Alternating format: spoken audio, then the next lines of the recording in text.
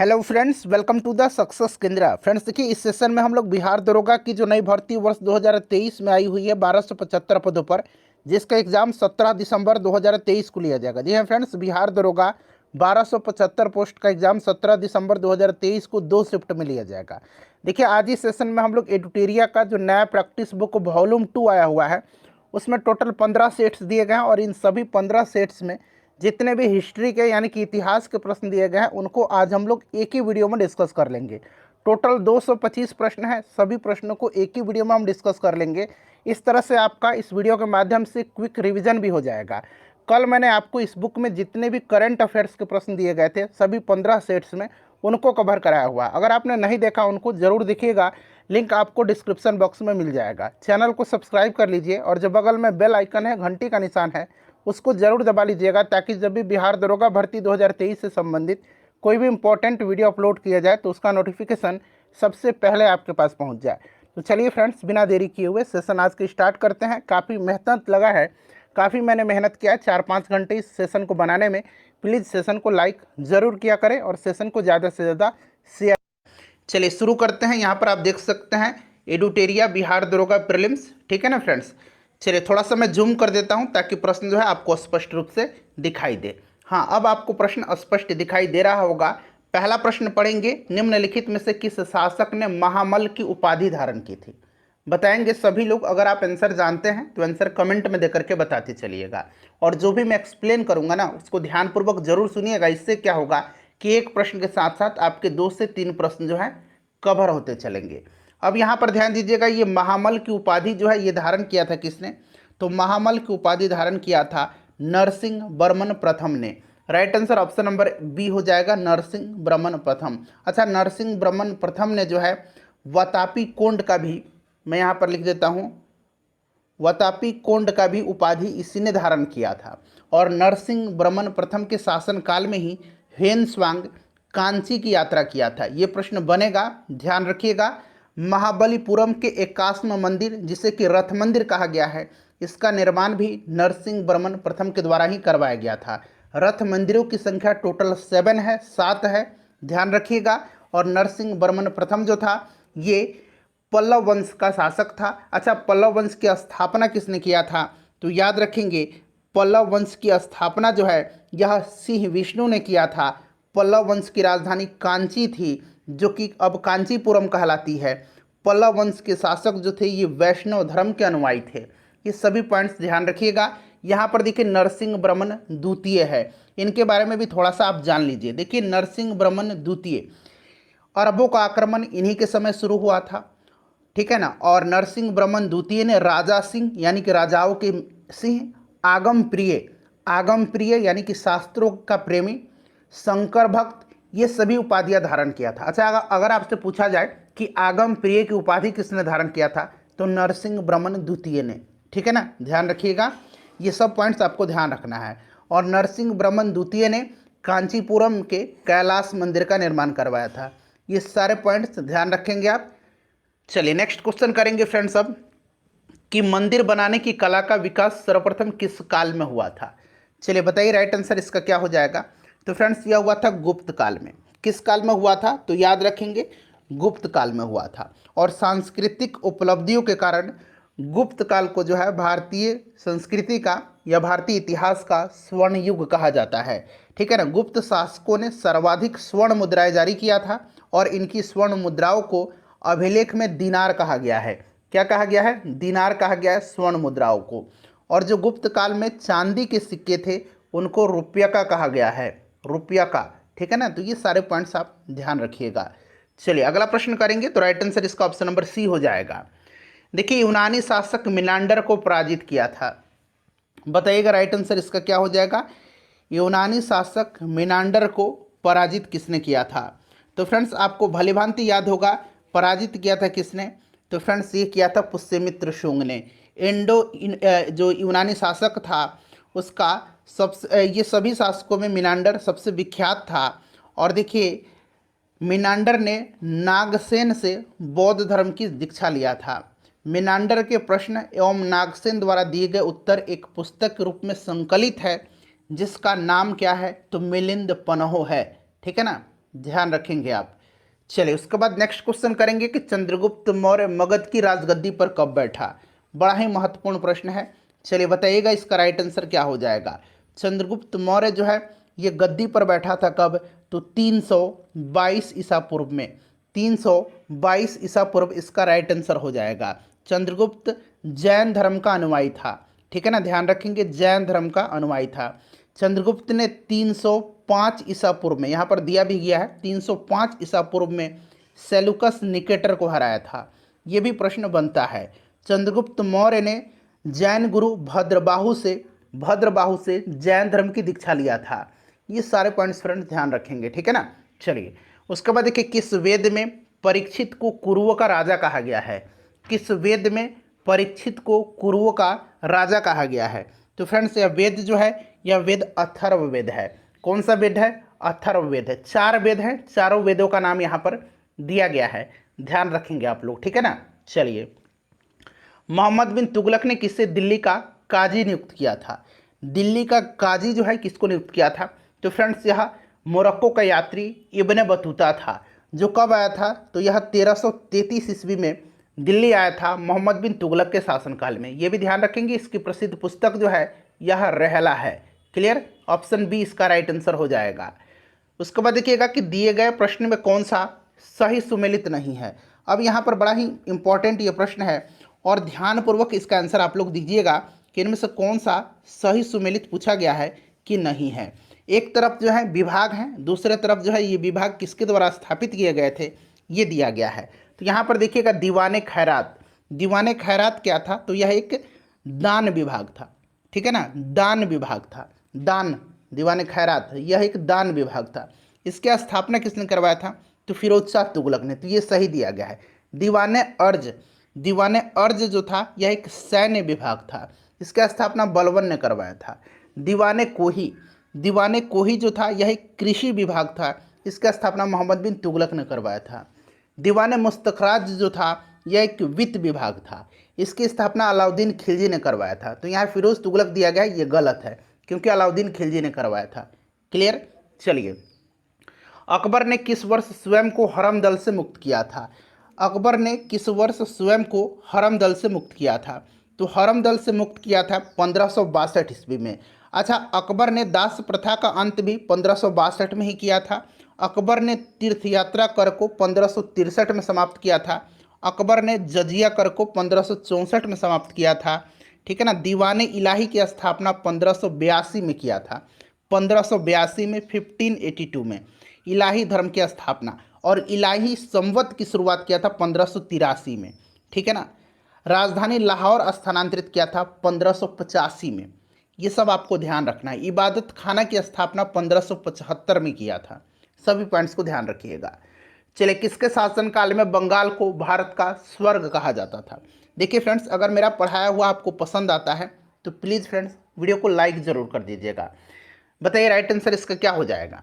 तो देखिए ध्यान दीजिएगा फ्रेंड्स, 1740 के, याद रखिएगा 1740 में गिरिया का युद्ध हुआ था।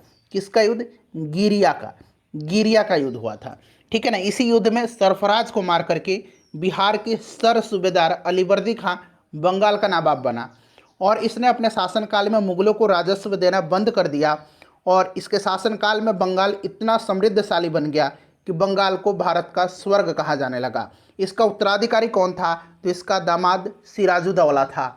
ये सब ध्यान रखिएगा। अलीवर्दी खां करेक्ट आंसर हो जाएगा इसका। चलिए अगला प्रश्न है हमारा। देखिए क्वेश्चन नंबर 10 है कि किस गवर्नर जनरल के शासनकाल में राजकीय कोषागार को मुर्शिदाबाद से कलकत्ता स्थानांतरित किया गया था। बताएंगे इसका राइट आंसर क्या हो जाएगा। तो यह वारेन हेस्टिंग्स था। कौन था फ्रेंड्स, याद रखिएगा यह वारेन हेस्टिंग्स था। 1774 से लेकर के 1785 तक इसका कार्यकाल रहा था। इसने राजकीय कोषागार को मुर्शिदाबाद से हटा करके कलकत्ता लाया, ठीक है ना। 1772 में इसने प्रत्येक जिले में एक फौजदारी तथा दीवानी अदालतों की स्थापना किया था। 1781 में कलकत्ता में मुस्लिम शिक्षा के विकास के लिए प्रथम मदरसा स्थापित किया था। इसी के समय 1782 में 1782 में जोनाथन डंकन ने बनारस में संस्कृत विद्यालय की स्थापना किया था। गीता के अंग्रेजी अनुवादकार विलियम विल्किंस को लॉर्ड हेस्टिंग्स ने आश्रय प्रदान किया था। वारेन हेस्टिंग्स ने। ठीक है ना, तो सभी पॉइंट्स आप ध्यान रखिएगा। बहुत ज़्यादा मैं यहाँ पर डिटेल में डिस्कशन नहीं करूँगा क्योंकि वीडियो लंबी हो जाएगी। हाँ, लेकिन फायदा आपको जरूर होगा। चलिए, बंगाल विभाजन प्रभावी यानी कि लागू कब हुआ था? अच्छा, अब यहाँ पर ध्यान दीजिएगा आप। बंगाल विभाजन की घोषणा 19 अक्टूबर, 1 मिनट रुक जाइए, 19 जुलाई 1905 को किया गया था। कहीं कहीं आपको 20 जुलाई भी देखने को मिलेगा। ठीक है ना, और 16 अक्टूबर 1905 से यह प्रभावी हुआ था, लागू हुआ था। लेकिन एक प्रश्न और बनता है, 7 अगस्त 1905 को, 7 अगस्त 1905 को यहाँ मैं लिख देता हूँ, कलकत्ता के टाउन हॉल में बंगाल विभाजन के विरोध में स्वदेशी आंदोलन की घोषणा की गई थी। ये डेट आपको भाई याद रखना है। ठीक है ना, लॉर्ड कर्जन के समय में 1905 में बंगाल का विभाजन हुआ था। देखिए, भूमिज विद्रोह का संबंध किस राज्य से है? भूमिज विद्रोह का संबंध जो है किस राज्य से है? तो फ्रेंड्स, यह झारखंड हो जाएगा। झारखंड हो जाएगा। कहीं कहीं जब ऑप्शन में झारखंड न देकर के पश्चिम बंगाल दिया जाए तो आप पश्चिम बंगाल भी लगा सकते हैं। ठीक है ना, चलिए, और यह किसके नेतृत्व में हुआ था? तो गंगा नारायण के नेतृत्व में हुआ था। कोल विद्रोह, मुंडा विद्रोह, ये सब झारखंड से संबंधित विद्रोह हैं। किसने कहा था कि कांग्रेस के लोग पदों के भूखे राजनीति, अब यहाँ पर ध्यान दीजिएगा, किसने कहा था कि कांग्रेस के लोग पदों के भूखे राजनीतिज्ञ हैं? तो फ्रेंड्स, यह बंकिम चंद्र चटर्जी ने कहा था। आनंद मठ इन्हीं का है, याद रखिएगा। और देखिए, कांग्रेस क्षय रोग से मरने वाली संस्था है, यह कहा था अरविंद घोष ने, अरविंद घोष ने कहा था। ठीक है ना फ्रेंड्स, ध्यान रखिएगा। चलिए, नेक्स्ट क्वेश्चन है कि जालियांवाला बाग जांच से संबंधित हंटर कमेटी की रिपोर्ट को प्रकाशित की गई थी। हंटर कमेटी की रिपोर्ट। अब देखिए, जो हंटर कमेटी बना था ना, जालियांवाला बाग जो नरसंहार हुआ था उसकी जांच के लिए, तो यह लॉर्ड विलियम हंटर की अध्यक्षता में बना था। और देखिए, इसमें 5 अंग्रेज और 3 भारतीय सदस्य थे। और एक कांग्रेस ने एक अलग कमेटी बनाई थी इसकी जांच के लिए, मदन मोहन मालवीय के नेतृत्व में। और उसमें अन्य सदस्य मोतीलाल नेहरू और गांधी जी थे। ये भी ध्यान रखिएगा। 1920 में इसने रिपोर्ट प्रस्तुत किया था। अच्छा, जलियांवाला बाग हत्याकांड हुआ था कब? तो 13 अप्रैल 1919 को। डेट सहित याद रखना है। उस समय कौन वायसराय था? तो लॉर्ड चैम्सफोर्ड वायसराय था। चलिए, अगला प्रश्न है कि भारतीय विद्रोह के कारण पुस्तक के लेखक, यहाँ पर देखिए, भारतीय विद्रोह के कारण इस पुस्तक को लिखा है सर सैयद अहमद खान। क्वेश्चन है कि अशोक के किस शिलालेख में आत्मनियंत्रण की शिक्षा दी गई है? अच्छा, पहला अभिलेख आपको याद होगा, अशोक का पहला अभिलेख में पशु बलि की निंदा की गई है। दूसरा अभिलेख भी आपको याद होगा, मनुष्य एवं पशु दोनों की चिकित्सा व्यवस्था का उल्लेख इसमें किया गया है। 13वां भी आपको याद होगा, इसमें कलिंग युद्ध, अशोक के हृदय परिवर्तन और पड़ोसी राजाओं का वर्णन है। और छठा अभिलेख जो है, इसमें आत्मनियंत्रण की शिक्षा दी गई है। चलिए, अगला प्रश्न करेंगे कि सिंधु सभ्यता के किस प्रमुख सिंधु सभ्यता के प्रमुख स्थल आलमगीरपुर किस नदी के किनारे है? अच्छा, लोथल भोगवा के किनारे है, हिंडन के किनारे जो है ये आलमगीरपुर है। हिंडन के किनारे आलमगीरपुर उत्तर प्रदेश के मेरठ जिला में। और घग्गर जो है कालीबंगन घग्गर के किनारे है, कालीबंगन घग्गर के किनारे है। और रावी के किनारे हड़प्पा है, हड़प्पा है। ठीक है ना। चलिए, अगला प्रश्न करेंगे। इतना बेहतरीन तरीके से आपको कोई नहीं बताएगा। किस ब्राह्मण में गांधार, पांचाल आदि के राजाओं का उल्लेख मिलता है? यह ब्राह्मण कौन सा है? तो यह ब्राह्मण जो है इसका नाम है कौन सा, बताइएगा। आंसर अगर आप जानते हैं तो कमेंट करिए। शतपथ ब्राह्मण, यह जो है यजुर्वेद का ब्राह्मण ग्रंथ है, यजुर्वेद का। देवपाड़ा अभिलेख का संबंध किससे है? तो बंगाल के शासक विजय सिंह से, यह आपको पहले से भी पता है। ठीक है ना। नासिक अभिलेख पूछा जाता है तो गौतमी बलश्री का संबंध नासिक अभिलेख से है। क्लियर ना। चलिए, उसके बाद अलाउद्दीन खिलजी के समय भू राजस्व की दर उपज का कितना भाग था? तो इसने बढ़ा करके आधा कर दिया था, आधा कर दिया था, 1/2 कर दिया था। उसी प्रकार जो लूट का धन था, जिसको कि खम्स कहा जाता था, लूट के धन को, उसमें क्या था? सुल्तान का हिस्सा इसने 3/4 भाग कर दिया था, 3/4 भाग। ये भी आप ध्यान रखिएगा। ठीक है ना। चलिए, उसके बाद देखिए, किसने वेदमार्ग प्रतिष्ठापक की उपाधि धारण किया था? वेदमार्ग प्रतिष्ठापक की उपाधि, तो ये बुक्का प्रथम था। बुक्का प्रथम राइट आंसर हो जाएगा। संगम वंश का शासक था बुक्का प्रथम। क्लियर ना। चलिए, औरंगजेब द्वारा जजिया कर को पुनः किस वर्ष लागू किया गया था? अच्छा, जजिया कर को अकबर ने कब समाप्त किया था? यह भी प्रश्न बन सकता है, 1564 में। ठीक है ना। और अकबर ने फिर से जजिया कर को औरंगजेब ने चालू किया था कब? तो याद रखेंगे 1679 में। देखिए, बंगाल में द्वैध शासन व्यवस्था की स्थापना किसने किया था? तो फ्रेंड्स, ये क्या था? किसने? रॉबर्ट क्लाइव ने। ठीक है ना, रॉबर्ट क्लाइव, याद रखिएगा। सहायक संधि को स्वीकार करने वाला राज्यों का क्रम, तो सहायक संधि को स्वीकार करने वाला राज्यों का जो क्रम है, हैदराबाद, मैसूर और तंजौर हो जाएगा ऑप्शन ए। नेक्स्ट क्वेश्चन है कि पहाया विद्रोह का संबंध किस राज्य से है, तो ये बिहार का भागलपुर क्षेत्र, ठीक है ना, तो बिहार और झारखंड भी है, तो ये ऑप्शन ए राइट आंसर हो जाएगा, बिहार और झारखंड। 1857 की क्रांति को किस ब्रिटिश नायक ने इलाहाबाद में दबाया था। अच्छा, इलाहाबाद में क्रांति का नेतृत्व किसने किया था, लियाकत अली ने किया था। और दबाया था किसने, तो कर्नल नील ने, ऑप्शन ए राइट आंसर हो जाएगा, ठीक है ना। चलिए, आज़ाद हिंद सरकार की स्थापना किसके द्वारा किया गया था। आज़ाद हिंद सरकार की स्थापना किसके द्वारा किया गया था, तो सुभाष चंद्र बोस जी के द्वारा। और आज़ाद हिंद फौज पूछेगा तो रास बिहारी बोस के द्वारा, सुभाष चंद्र बोस राइट आंसर हो जाएगा। कौन सी पुस्तक महात्मा गांधी द्वारा नहीं लिखी गई है, तो यंग इंडिया, हरिजन, हिंदू स्वराज, नवजीवन, ठीक है ना, ये सब महात्मा गांधी की है। एक्सपेरिमेंट विथ ट्रूथ, ठीक है ना, और इसमें से मेरी कहानी नहीं है, ये जवाहरलाल नेहरू जी की है, ठीक है ना, पंडित जवाहरलाल नेहरू की है। चलो, उसके बाद देखिए किस अधिवेशन में प्रथम भारतीय महिला ने कांग्रेस अधिवेशन की अध्यक्षता किया था। देखिए भारतीय शब्द लगा हुआ है, 1925 का कानपुर अधिवेशन, जिसकी अध्यक्षता सरोजिनी नायडू ने किया था, 41वां अधिवेशन था। अगर महिला पूछता तो ये आपको पता है, एनी बेसेंट 1917 के कलकत्ता अधिवेशन की अध्यक्षता किया था। चलिए, 60 नंबर प्रश्न है कि समानता, स्वतंत्रता और बंधुत्व किस क्रांति का नारा है। 1789 में फ्रांस की क्रांति हुई थी, इसी का प्रमुख दिया गया है। मिलान करना, एक तरफ लेखक है, दूसरी तरफ पुस्तक दिया गया है। कौटिल्य का आपको याद होगा, अर्थशास्त्र, अच्छा जो जानते हैं वो मिलाइए, कौटिल्य आपको पता होगा। उसके बाद जयदेव का गीत गोविंद भी आपको याद होगा।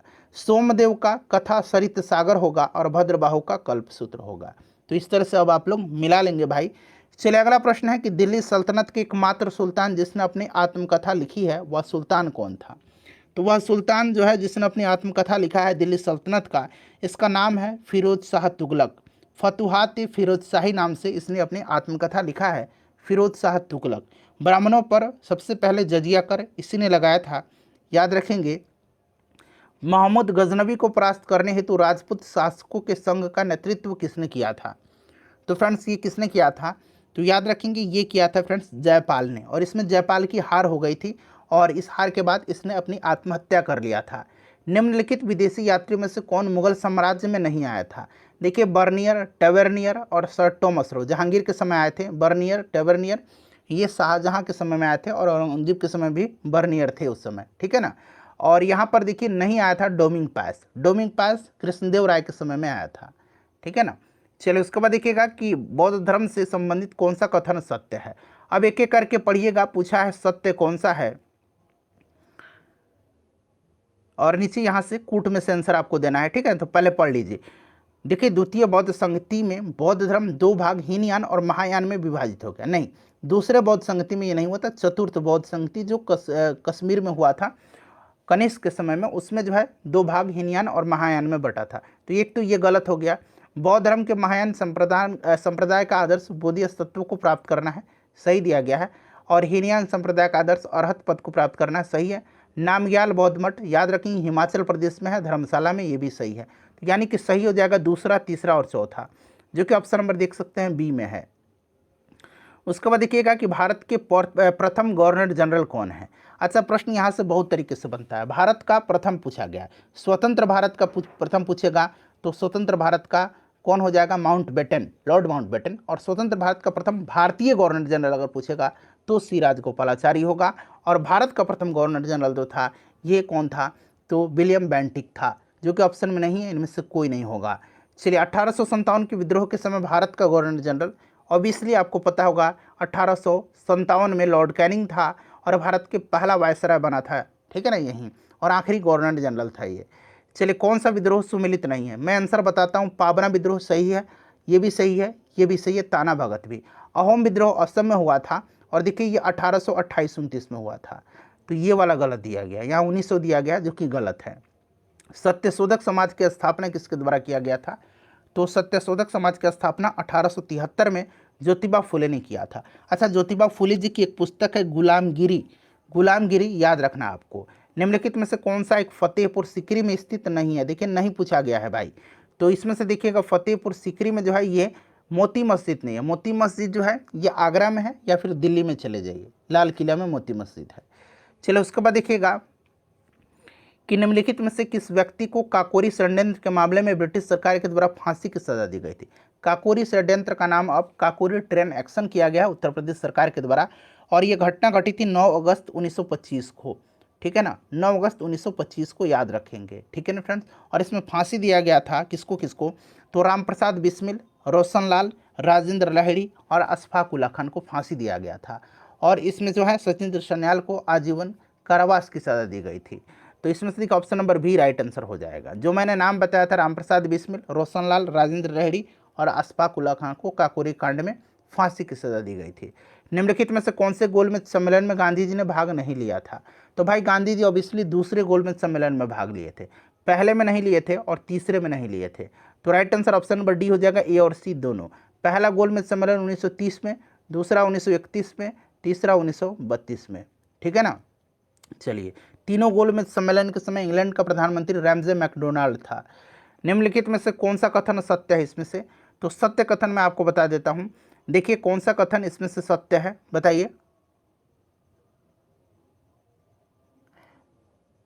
बताइए, राइट आंसर इसका क्या होगा। जाबलोपनिषद में चारों आश्रमों का उल्लेख मिलता है। अच्छा यहाँ पर देखिए, टॉलमी ने नेचुरल हिस्ट्री की नामक रचना की है। तो टॉलमी ने जो है नेचुरल हिस्ट्री नहीं किया है, नेचुरल हिस्ट्री जो है ये प्लिनी ने किया है। किसने किया है, प्लिनी ने किया है। तो यहीं से एक गलत हो गया। भारत में सर्वप्रथम हूण आक्रमण की जानकारी नासिक अभिलेख से प्राप्त होती है, नहीं, ये नासिक से नहीं भीतरी स्तंभलेख से प्राप्त होती है, ये गलत हो गया। विष्णु पुराण का संबंध आंध्र सातवाहन वंश से नहीं, विष्णु पुराण का संबंध मौर्य वंश से है। जाबलोपनिषद में चारों आश्रमों का उल्लेख मिलता है, यही जो है सत्य कथन है, ठीक है ना भाई। चलिए उसके बाद देखिए कि कौन सा हड़प्पा स्थल से जूते हुए खेतों का निशान या साक्ष्य प्राप्त हुआ है। जूते हुए खेत के साक्ष्य मिले हैं कहाँ से, कालीबंगन से। कालीबंगन किस नदी के किनारे है, तो याद रखेंगे ये घग्गर नदी के किनारे है। चलिए उसके बाद क्वेश्चन नंबर 65 करेंगे कि चोल काल में व्यापारियों की सभा को किस नाम से जाना जाता था। चोल काल में व्यापारियों की सभा को किस नाम से जाना जाता था, तो नगरम। पब्लिक सेफ्टी बिल के विरोध में भगत सिंह एवं बटुकेश्वर दत्त ने कब सेंट्रल लेजिस्लेटिव असेंबली में बम फेंका था। अगर आप आंसर पहले से जानते हैं तो आंसर कमेंट में देकर के बताते चलेंगे। देखिए फ्रेंड्स ध्यान दीजिएगा, पब्लिक सेफ्टी बिल पास होने के विरोध में 8 अप्रैल 1929 को भगत सिंह और बटुकेश्वर दत्त ने दिल्ली में सेंट्रल लेजिस्लेटिव असेंबली में खाली बेंचों पर बम फेंका था। क्रांतिकारियों ने अपने पर्चे में कहा था कि उनका मकसद किसी की जान लेना नहीं बल्कि बहरों को सुनाना है, ठीक है ना। तो राइट आंसर इसका हो जाएगा 8 अप्रैल 1929, option number A correct answer हो जाएगा। अच्छा, भगत सिंह के नेतृत्व में पंजाब के क्रांतिकारियों ने 17 दिसंबर 1928 को लाहौर के तत्कालीन सहायक पुलिस कैप्टन सैंडर्स को गोली मारी थी। तो ये भी याद रखेंगे कब, तो 17 दिसंबर 1928 को। किसको, तो सैंडर्स को। क्लियर। चलिए आगे बढ़ेंगे, नेक्स्ट क्वेश्चन कर लेंगे। दूसरा प्रश्न है कि प्रार्थना समाज की स्थापना किनके सहयोग से की गई थी।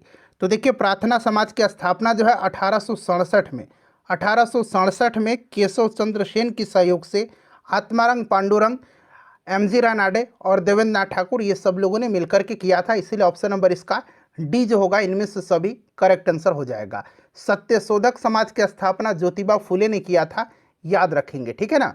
चलिए उसके बाद नेक्स्ट क्वेश्चन है किस मुगल शासक के शासनकाल में संगीत पर पाबंदी लगा दी गई थी। इससे पहले देखिए बिहार दरोगा में अब तक 2008 से लेकर के अब तक जितने भी प्रश्न पूछे गए हैं उनको सब्जेक्ट वाइज हम लोग कवर कर रहे हैं। अगर आपने इन सेशंस को अटेंड नहीं किया है, नहीं देखा अब तक, तो जरूर देख लीजिएगा, लिंक आपको डिस्क्रिप्शन बॉक्स में मिल। तो राइट आंसर इसका ऑप्शन नंबर सी हो जाएगा, औरंगजेब, ठीक है ना। औरंगजेब जो था इसने अपने शासनकाल में संगीत पर पाबंदी लगा दिया, और जितने भी फ्रेंड्स औरंगजेब के समय में सरकारी संगीतकार थे उनको अवकाश पर भेज दिया गया था। औरंगजेब को जिंदा पीर कहा जाता है, आलमगीर के नाम से भी इसको जाना जाता है, ठीक है ना। चलिए, लाल किला स्थित हीरा महल को किसके द्वारा बनवाया गया था। अतः मोती मस्जिद आपको याद होगा यह औरंगजेब ने बनवाया था। हीरा महल पूछा गया है तो बहादुर शाह जफर के द्वारा बनवाया गया था, option number D right answer हो जाएगा। बहादुर शाह जफर 1857 की क्रांति का नेतृत्व जिन्होंने दिल्ली से किया था, और इनको कहाँ निर्वासित किया गया था, तो रंगून में, याद रखेंगे, ये भी प्रश्न बनता है। चलिए, दूसरा आंग्ल मैसूर युद्ध किस गवर्नर जनरल के कार्यकाल के दौरान लड़ा गया था। अच्छा, दूसरा तीसरा और चौथा याद रखिएगा। दूसरा पूछा गया है तो दूसरा किसके कार्यकाल के समय, तो वारेन हेस्टिंग्स के। तीसरा पूछेगा तो तीसरा भी आपको याद रखना है, तीसरा किसके समय में, तो तीसरा लॉर्ड कॉर्नवालिस के समय में, ठीक है ना। चौथा वेलेजली के समय में, ठीक है ना। सब याद रखिएगा, ऑप्शन नंबर ए इसका राइट आंसर हो जाएगा। और चौथे आंग्ल मैसूर युद्ध में टीपू सुल्तान मारा गया था, ये भी आप ध्यान रखेंगे, ठीक है ना। चलिए, मुस्लिम लीग की स्थापना कहाँ की गई थी, ठीक है ना। ऑल इंडिया मुस्लिम लीग की स्थापना जो है आपको भली भांति याद होगा 30 दिसंबर 1906 को ढाका में किया गया था। 1906 30 दिसंबर 1906 को ढाका में किया गया था।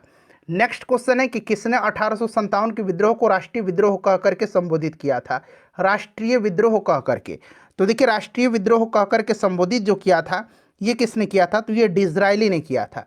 डिज़रायली राइट आंसर हो जाएगा। और वी डी सावरकर ने क्या कहा था कि यह भारत का प्रथम स्वतंत्रता संग्राम था। और टी आर होम्स ने क्या कहा था, तो इसने कहा था कि बर्बरता तथा सभ्यता के बीच यह एक युद्ध था। तो ये सभी स्टेटमेंट भी आप साथ साथ ध्यान रखिएगा। कौन सा विकल्प सही सुमेलित नहीं है, एक तरफ विद्रोह है दूसरी तरफ उसके नेतृत्व करता है। तो देखिए, इसमें से विकल्प सही नहीं पूछा गया है, तो यहाँ पर आप देख सकते हैं इसमें से राइट आंसर जो होगा ताना भगत हो जाएगा। ताना भगत आंदोलन जो था इसके प्रवर्तक कौन थे, तो इसके प्रवर्तक का नाम याद रखना है, जतरा भगत थे।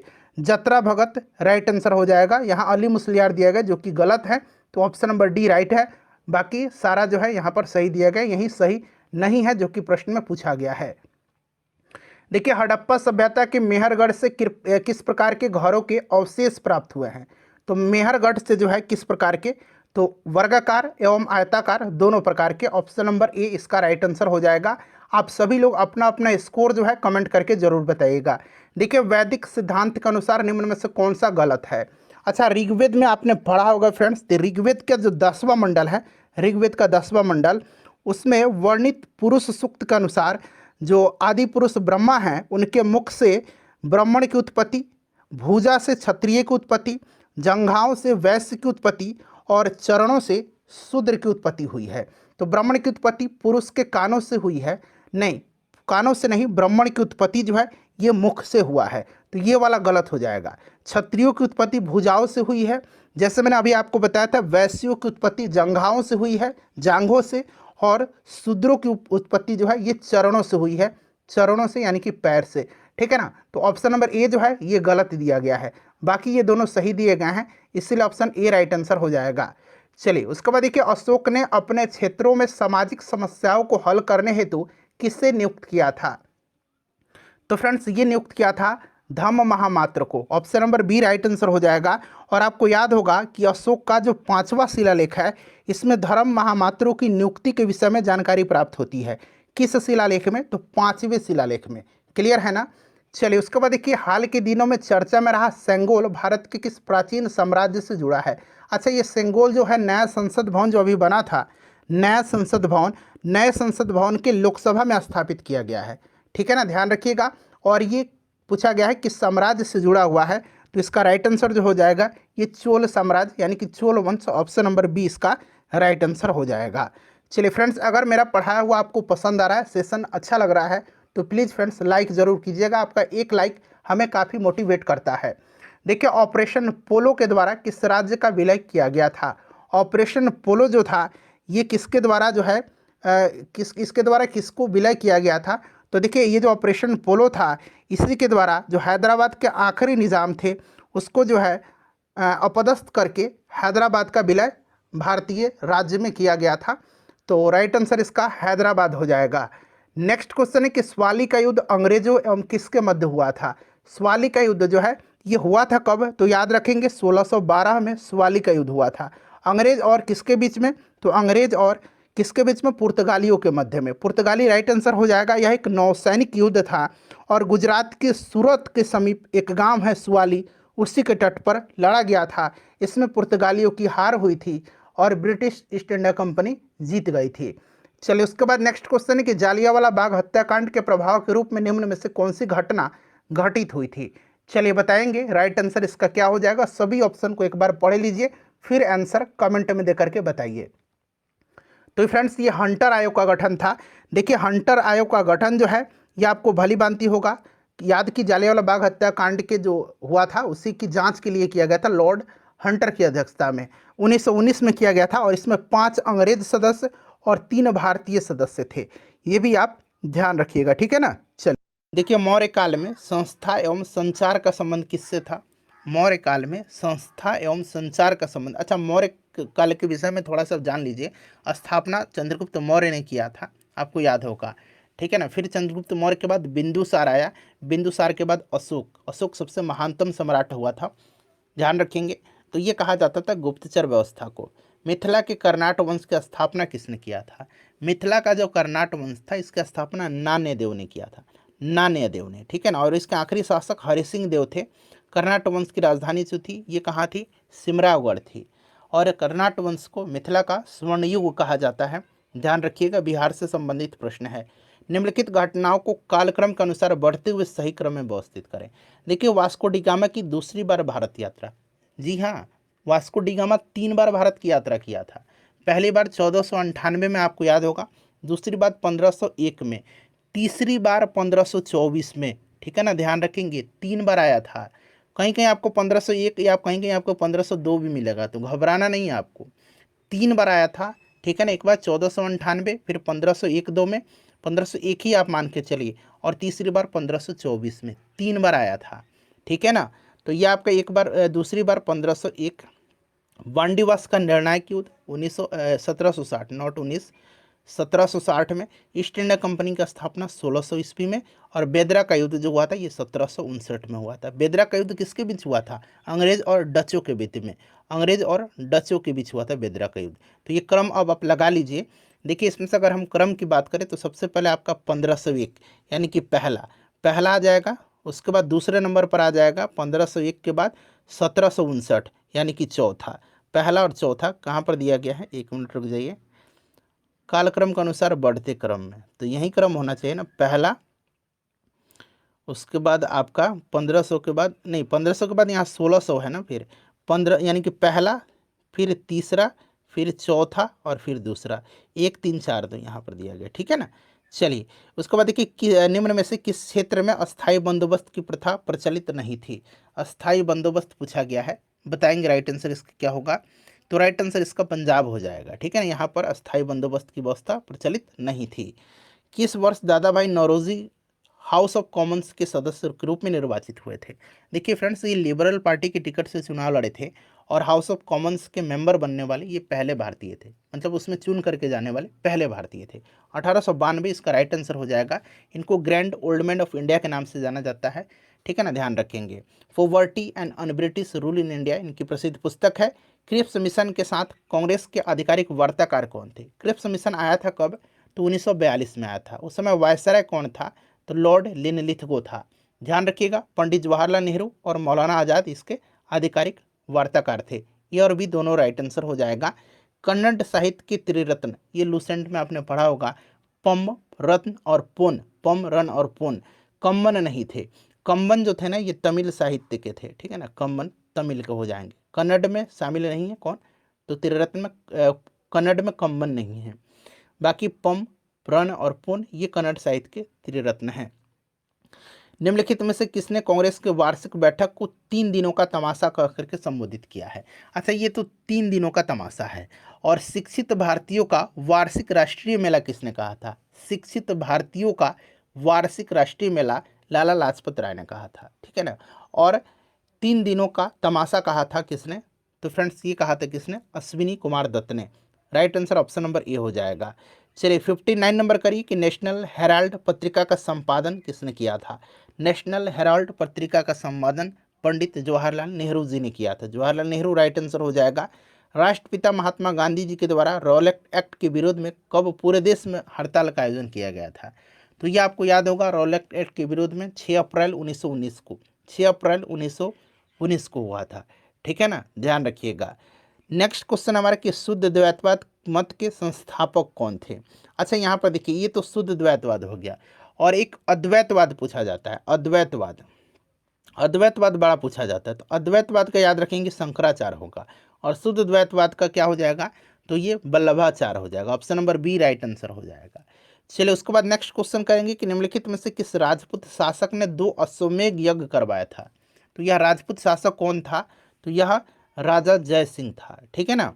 मरियाह प्रथा, नरबली प्रथा जिसको कहेंगे, मरियाह प्रथा पर प्रतिबंध के कारण किस जनजाति ने विद्रोह किया था, तो ये खोंड जनजाति था। खोंड जनजाति जिन्होंने विरोध किया था, उड़ीसा का खोंड जनजाति। चलिए बौद्ध धर्म की वज्रयान शाखा का उदय किस शताब्दी में हुआ था। वज्रयान शाखा का जो है उदय किस शताब्दी में हुआ था, तो ये 5वीं 6वीं शताब्दी में हुआ था। ठीक है ना, ऑप्शन ए राइट आंसर हो जाएगा। अच्छा, हीनयान और महायान में किस बौद्ध संगति के बाद बट गया था बौद्ध धर्म, तो ये चौथी संगति के बाद। ठीक है ना। चलिए निम्नलिखित में से कौन सा युग सुमेलित नहीं है। अब यहाँ पर देखिए स्थल है और किस नदी के किनारे है। मोहनजोदड़ो सिंधु सही है, कालीबंगा घग्गर सही है, रोपड़ चिनाब नहीं, रोपड़ सतलज नदी के तट पर है। ठीक है ना, याद रखिएगा। दामाबाद प्रवरा ये सही है। तो कौन सा सुमेलित नहीं है, तो ऑप्शन सी राइट आंसर हो जाए। कौन सा कथन इसमें से सही है। गांधी जी ने कांग्रेस की अध्यक्षता 2 बार की थी। जी नहीं, 1 बार किया था 1924 का बेलगाम अधिवेशन, ये गलत हो गया। बिहार में कांग्रेस का अधिवेशन 1 बार हुआ नहीं, एक तो आपका बांकीपुर में हुआ था 1912 में, एक गया में हुआ था।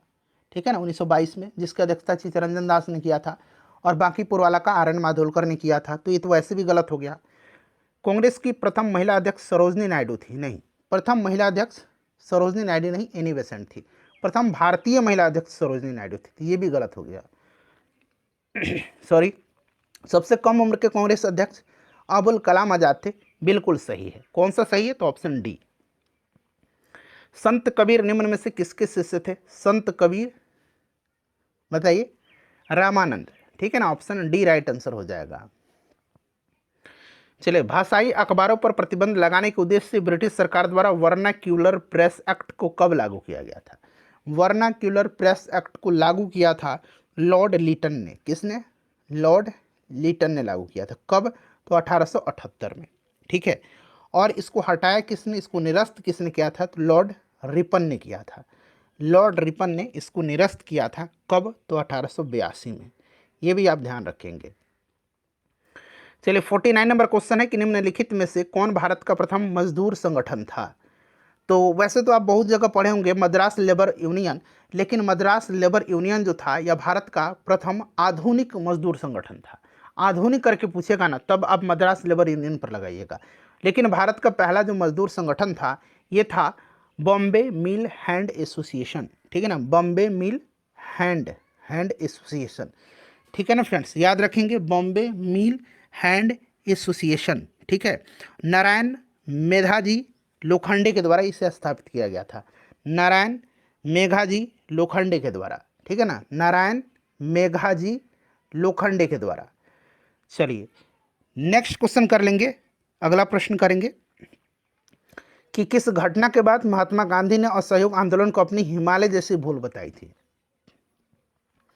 तो ये आपको पता है, असहयोग आंदोलन का जो चौरी चौरा कांड था, ठीक है ना, उसी को असहयोग आंदोलन जो है, असहयोग आंदोलन 1 अगस्त 1920 को स्टार्ट हुआ था। चौरी चौरा कांड फरवरी 1922 में हुआ था, और इसी के चलते दुखी होकर गांधी जी ने सविनय अवज्ञा आंदोलन को स्थगित किया था। अलाउद्दीन खिलजी के रणथंभौर अभियान के दौरान बिहार के किस शासक ने भाग लिया था। अच्छा, ये रणथंभौर अभियान जो था यह था किसके विरुद्ध। रणथंभौर अभियान जो था ये किसके विरुद्ध था, तो ये भी आप ध्यान रखेंगे। रणथंभौर अभियान जो था ना, ये विरोध था किसके, हमीरदेव चौहान के, जो रणथंभौर के शासक थे। इनके किले को अलाउद्दीन खिलजी ने अपने नेतृत्व में घेरा था, और इसमें शक्र सिंह थे। ठीक है ना, बिहार के।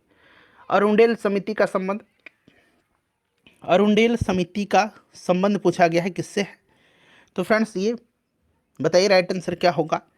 तो विभाजित बंगाल को पुनः संयुक्त करने हेतु 1906 में जो है इसकी गठन किया था किसने, तो लॉर्ड मिंटो ने। लॉर्ड मिंटो ने, याद रखेंगे। अगला प्रश्न है कि किसे अकबर द्वारा जगत गुरु की उपाधि प्रदान की गई थी। जगत गुरु की उपाधि अकबर ने हरिविजय सूरी को दिया था। याद रखेंगे, हरिविजय सूरी को। ठीक है। जैन धर्म के ये जैनाचार्य थे। अशोक के किस शिलालेख में पशु बलि की निंदा की गई है। पशु बलि की निंदा पूछा गया। वैसे आपको याद है दूसरा अभिलेख में मनुष्य एवं पशु दोनों की चिकित्सा व्यवस्था का उल्लेख है।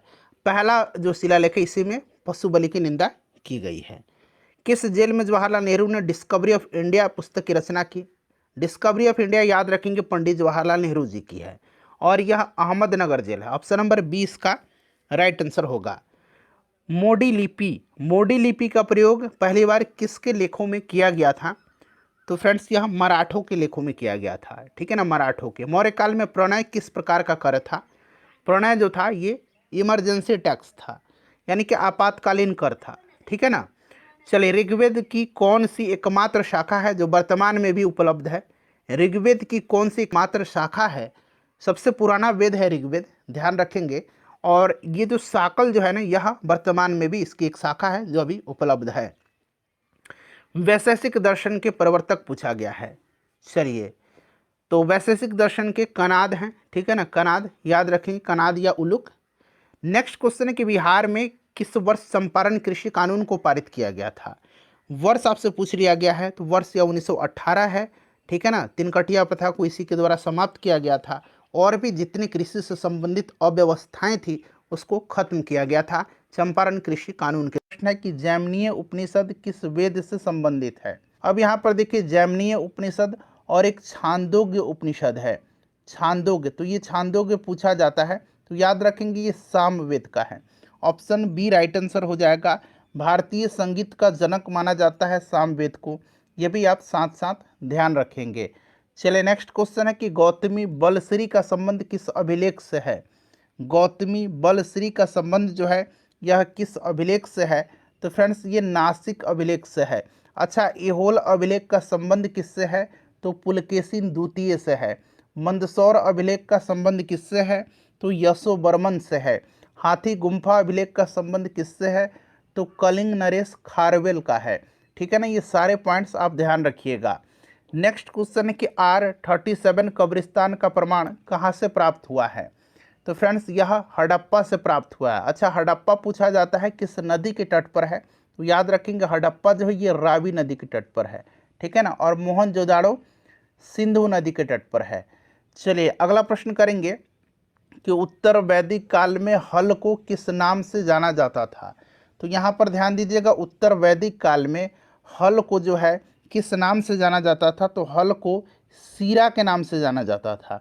हल को सीरा के नाम से और हल रेखा को सीता के नाम से जाना जाता था, ठीक है ना, याद रखिएगा। और उत्तर वैदिक काल में जो है निष्क और शतमान, यहाँ मैं लिखता हूँ, उत्तर वैदिक काल में निष्क और शतमान ये दोनों जो थे ये क्या थे? तो दोनों ये मुद्रा की इकाई थे, ठीक है ना। निष्क और शतमान अगर पूछेगा उत्तर वैदिक काल में तो ये मुद्रा की इकाई थे, ठीक है ना। और सीरा जो था ये उत्तर वैदिक काल में हल को जाना जाता था और सीता जो होता था ये हल रेखा को सीता कहा जाता था। लूसेंट में स्पष्ट दिया गया है। चलिए, दिल्ली सल्तनत के किस शासक ने अपने दरबार में न्याय का घंटा लगवाया था? न्याय का घंटा किसने लगवाया था? तो फ्रेंड्स आपको भली भांति पता है कि यह दिल्ली सल्तनत का जो शासक था इल्तुतमिश, इसी ने लगवाया था, ठीक है ना। इल्तुतमिश जो था इसने राजधानी को लाहौर से लेकर के दिल्ली आया था, ठीक है ना, याद रखिएगा। इक्ता प्रणाली की शुरुआत इसने किया था। तुर्क-ए-चहलगानी का गठन किया था। कुतुब मीनार के निर्माण कार्य को पूरा करवाया था। सारे पॉइंट्स को आपको ध्यान रखना है। चलिए, उसके बाद देखिएगा कि 1857 की क्रांति से संबंधित पुस्तक द ग्रेट रिवेलियन के लेखक कौन? तो राइट आंसर इसका हो जाएगा अशोक मेहता, ठीक है ना फ्रेंड्स, ध्यान रखेंगे अशोक मेहता करेक्ट आंसर हो जाएगा। अगला प्रश्न हमारा कि अखिल भारतीय साम्यवादी दल की स्थापना कब की गई थी? अखिल भारतीय साम्यवादी दल की स्थापना जो है कम्युनिस्ट पार्टी ऑफ इंडिया की 1925 इसका राइट आंसर हो जाएगा ऑप्शन के हिसाब से। 1905 में कांग्रेस अधिवेशन की अध्यक्षता निम्न में से किसने किया था? अच्छा, 1905 में कांग्रेस का जो अधिवेशन हुआ था ये बनारस में हुआ था, ठीक है ना। आज का वाराणसी उस समय का बनारस हुआ करता था। और इस अधिवेशन की अध्यक्षता जो है किसने किया था? तो गोपाल कृष्ण गोखले ने किया था। इस अधिवेशन में बंगाल के लिए स्वदेशी और बहिष्कार आंदोलन का समर्थन किया गया था। नेक्स्ट क्वेश्चन है हमारा कि 1937 में हुए प्रांतीय चुनाव में कांग्रेस को कुल कितने प्रांतों में पूर्ण बहुमत? प्रश्न में ध्यान से पढ़िएगा, यहाँ पर पूर्ण बहुमत पूछा है। तो पूर्ण बहुमत जो है ये 5 प्रांत में हुआ था। 5 प्रांत में कौन कौन से प्रांत हैं? तो एक आपका उंगली पर काउंट करिए। 5 प्रांत में मद्रास, बिहार, मध्य प्रांत और बरार। मध्य प्रांत और बरार एक ही है। बिहार, मद्रास 3 हो गया। चौथा संयुक्त प्रांत और 5वां उड़ीसा। ठीक है ना। चलिए अगला प्रश्न कि निम्न में से कौन सा कार्य लॉर्ड वेलेस्ली द्वारा नहीं किया गया था? तो देखिए, पेशवा के साथ बेसिन की संधि ये हुआ था कब? तो ये 1802 में हुआ था। पेशवा बाजीराव द्वितीय था उस समय, उसी के साथ हुआ था। ठीक है ना। ये वेलेस्ली के समय में हुआ था। फोर्ट विलियम कॉलेज की स्थापना भी 1800 ईस्वी में वेलेस्ली के समय में ही हुआ था। तो ये भी हुआ था वेलेस्ली के समय में, और पूछा गया है कि वेलेस्ली द्वारा नहीं किया गया था। तो चूंकि ये दोनों हुए थे, अगला ऑप्शन यहाँ पर दिया गया है, सहायक संधि की नीति को अपनाया था। बिल्कुल सहायक संधि की नीति को इसने अपनाया था, और सहायक संधि को अपनाने वाले जो प्रथम थे वो हैदराबाद के निज़ाम थे। तो ये भी हुआ था। तो नहीं हुआ था, चूंकि सारे हुए थे इसलिए इनमें से कोई नहीं राइट आंसर हो जाएगा। देखिए, गंडमक की संधि के साथ किस युद्ध की समाप्ति हुई थी? तो ये गंडमक की संधि के साथ जो है यह युद्ध जो समाप्त हुआ था, यह युद्ध था दूसरा आंग्ल अफगान युद्ध। दूसरा आंग्ल अफगान युद्ध हुआ था। दूसरा आंग्ल अफगान युद्ध ये 1878 से लेकर के 1880 तक चला था, और ये शुरू हुआ था किसके कार्यकाल में? तो लॉर्ड लिटन के समय में। लॉर्ड लिटन जिसने वर्नाक्यूलर प्रेस एक्ट लगाया था, इसी के समय में। ठीक है ना। चलिए, बिहार में लोटा विद्रोह किस स्थान पर हुआ था? लोटा विद्रोह कहाँ पर हुआ था बिहार में? तो याद रखेंगे 1856 में ये हुआ था। क्यों हुआ था? तो चूंकि मुजफ्फरपुर के जो जेल के कैदी थे उनको पीतल के लोटे के स्थान पर मिट्टी का लोटा दिया जाने लगा था, जिसका उन्होंने विरोध किया था। तो option number A right answer हो जाएगा। नेहरू रिपोर्ट तैयार करने वाली कमेटी के सदस्यों में निम्न में से कौन शामिल नहीं थे? देखिए फ्रेंड्स, 2008 से लेकर के अब तक बिहार दरोगा में जितने भी प्रश्न पूछे गए हैं उनको मैंने आपको सब्जेक्ट वाइज कवर कराया हुआ है। हिस्ट्री का अलग वीडियो में, पॉलिटी के प्रश्नों को अलग वीडियो में, ज्योग्राफी के प्रश्नों को अलग वीडियो में, साइंस के प्रश्नों को अलग वीडियो में। तो अगर आपने अब तक उनको नहीं देखा है तो ज़रूर देख लीजिएगा। सभी का लिंक आपको डिस्क्रिप्शन बॉक्स में मिल जाएगा, या फिर आप चैनल पर चले जाइए।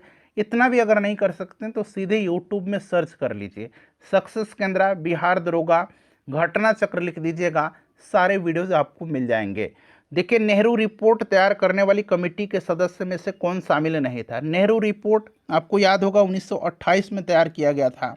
अध्यक्ष मोतीलाल नेहरू थे, सचिव जवाहरलाल नेहरू थे, और इसमें अन्य सदस्य जो थे ये अली इमाम थे, तेज बहादुर सापरू थे, उसके बाद मंगल सिंह थे, MS अणे थे, सुभाष चंद्र बोस थे, शुएब कुरैशी थे, और GR प्रधान थे। तो इसमें एनी बेसेंट नहीं थी। ठीक है ना। निम्न में से किससे आधुनिक भारत का प्रथम राष्ट्रवादी कवि माना जाता है? आधुनिक भारत का प्रथम राष्ट्रवादी कवि जो माना जाता है ये विवियन डेरेजियो को माना जाता है। अच्छा, महात्मा गांधी जी ने किसको राष्ट्रकवि कह करके संबोधित किया था? तो मैथिली शरण गुप्त को। ये भी आप ध्यान रखेंगे। बाल गंगाधर तिलक द्वारा गीता रहस्य नामक पुस्तक की रचना कहाँ की गई थी? बताएंगे।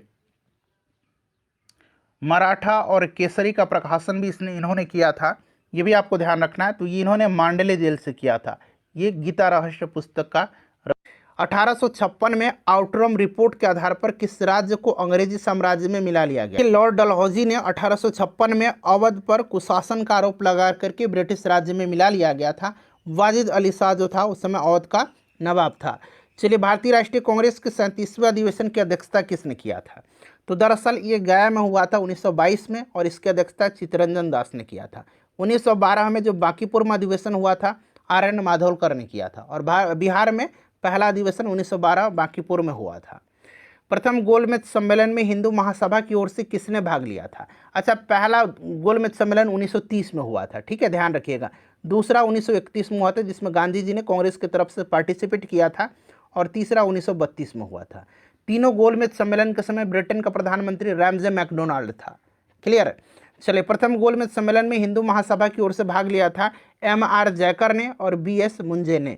तो ऑप्शन ए और बी राइट आंसर दोनों हो जाएगा। किस वर्ष बिहार को एक पृथक प्रांत बनाने की घोषणा की गई थी? ध्यान रखिएगा, घोषणा पूछा गया है। तो घोषणा जो है ये 1911 में किया गया था, जब दिल्ली दरबार का आयोजन हुआ था लॉर्ड हार्डिंग द्वितीय के समय में। ठीक है ना। और फाइनली जो है 1912 में आपको पता है कि बिहार और उड़ीसा को मिला करके अलग प्रांत जो है बनाया गया था। 1911 इसका राइट आंसर हो जाएगा, ठीक है ना। चलिए 1936 में बिहार उड़ीसा से अलग हुआ था। सुभाष चंद्र बोस, ठीक है ना, यहाँ बना लीजिए, सुभाष चंद्र बोस द्वारा आज़ाद हिंद रेडियो की शुरुआत किस देश में की गई थी। तो फ्रेंड्स देखिए, आज़ाद हिंद रेडियो की शुरुआत जो है नेताजी सुभाष चंद्र बोस के नेतृत्व में 1942 में जर्मनी में किया गया था, ठीक है ना। और इस रेडियो का उद्देश्य भारतीयों को अंग्रेजों से स्वतंत्रता प्राप्त करने हेतु संघर्ष करने के लिए प्रचार प्रसार करना था। इस रेडियो पर सुभाष चंद्र बोस ने 6 जुलाई 1944 को महात्मा गांधी को राष्ट्रपति के रूप में संबोधित किया था, राष्ट्रपिता के रूप में, राष्ट्रपिता कह करके संबोधित किया था। राइट आंसर इसका जर्मनी हो जाएगा, ठीक है ना। जर्मनी के बर्लिन में इसका हेडक्वार्टर था, लेकिन बाद में जो है इसका हेडक्वार्टर सिंगापुर और म्यांमार में भी स्थानांतरित किया गया। चलिए, भारत छोड़ो आंदोलन के दौरान किस स्थान पर समानांतर सरकार की स्थापना हुई थी। तो समानांतर सरकार की स्थापना जो हुई थी ये बलिया में हुआ था, बलिया के बाद सतारा में हुआ था और पश्चिम बंगाल के मिदनापुर में हुआ था। तो 1, 2 और 3 इसका राइट आंसर हो जाएगा, जो कि ऑप्शन नंबर सी में है। मराठी ग्रंथ दासबोध के लेखक कौन है। तो इसके लेखक जो है फ्रेंड्स ये रामदास हैं। कौन है? रामदास हैं, मराठी ग्रंथ दासबोध के लेखक। निम्नलिखित में से कौन सा युग्म सही सुमेलित है। सही सुमेलित यहाँ पर आप देखेंगे तो इसमें आप पाएंगे कि जो ऑप्शन नंबर सी है ना, यहाँ पर देखिए, वारंग हेस्टिंग, घेरे की नीति, ठीक है ना। ऑप्शन नंबर सी सही। स्थानीय स्वशासन का जनक जो था ये मिंटो नहीं था, लॉर्ड रिपन था, ठीक है ना, आपको याद होगा। चलिए, सहायक संधि आप बताइएगा कमेंट करके, सहायक संधि की शुरुआत किसने किया था, जरा आप कमेंट करके तो बताइए। चलिए, उसके बाद देखिए, राजा जयसिंह ने वेधशालाओं का निर्माण किस स्थानों पर किया था, ठीक है ना, बताइए। तो ये प्रसिद्ध खगोलविद थे राजा जयसिंह, और इन्होंने जो है, ध्यान रखेंगे फ्रेंड्स, मथुरा, जयपुर, दिल्ली, उज्जैन और वाराणसी में जो है वेधशालाओं की स्थापना करवाया था। चलिए, क्वेश्चन नंबर 55 यहाँ से है। देखिए, सिंधु सभ्यता के किस स्थल से स्वास्तिक का चिन्ह प्राप्त हुआ है। स्वास्तिक का चिन्ह जो है ये प्राप्त हुआ है कहाँ से। तो स्वास्तिक का चिन्ह और R37 जो कब्रिस्तान है, मैंने आपको बताया था कि ये हड़प्पा से प्राप्त हुआ है। तो दोनों को याद रखेंगे अब, हड़प्पा से स्वास्तिक का चिन्ह और R37 कब्रगाह भी। मोडी लिपि का प्रयोग, ये पहले भी सेट में प्रश्न मिल चुका है। पहली बार किस लेखों में किया गया, किसके लेखों में, तो ये मराठाओं के, ठीक है ना। ये प्रश्न प्रीवियस वीडियो में भी मैंने आपको करवाया था।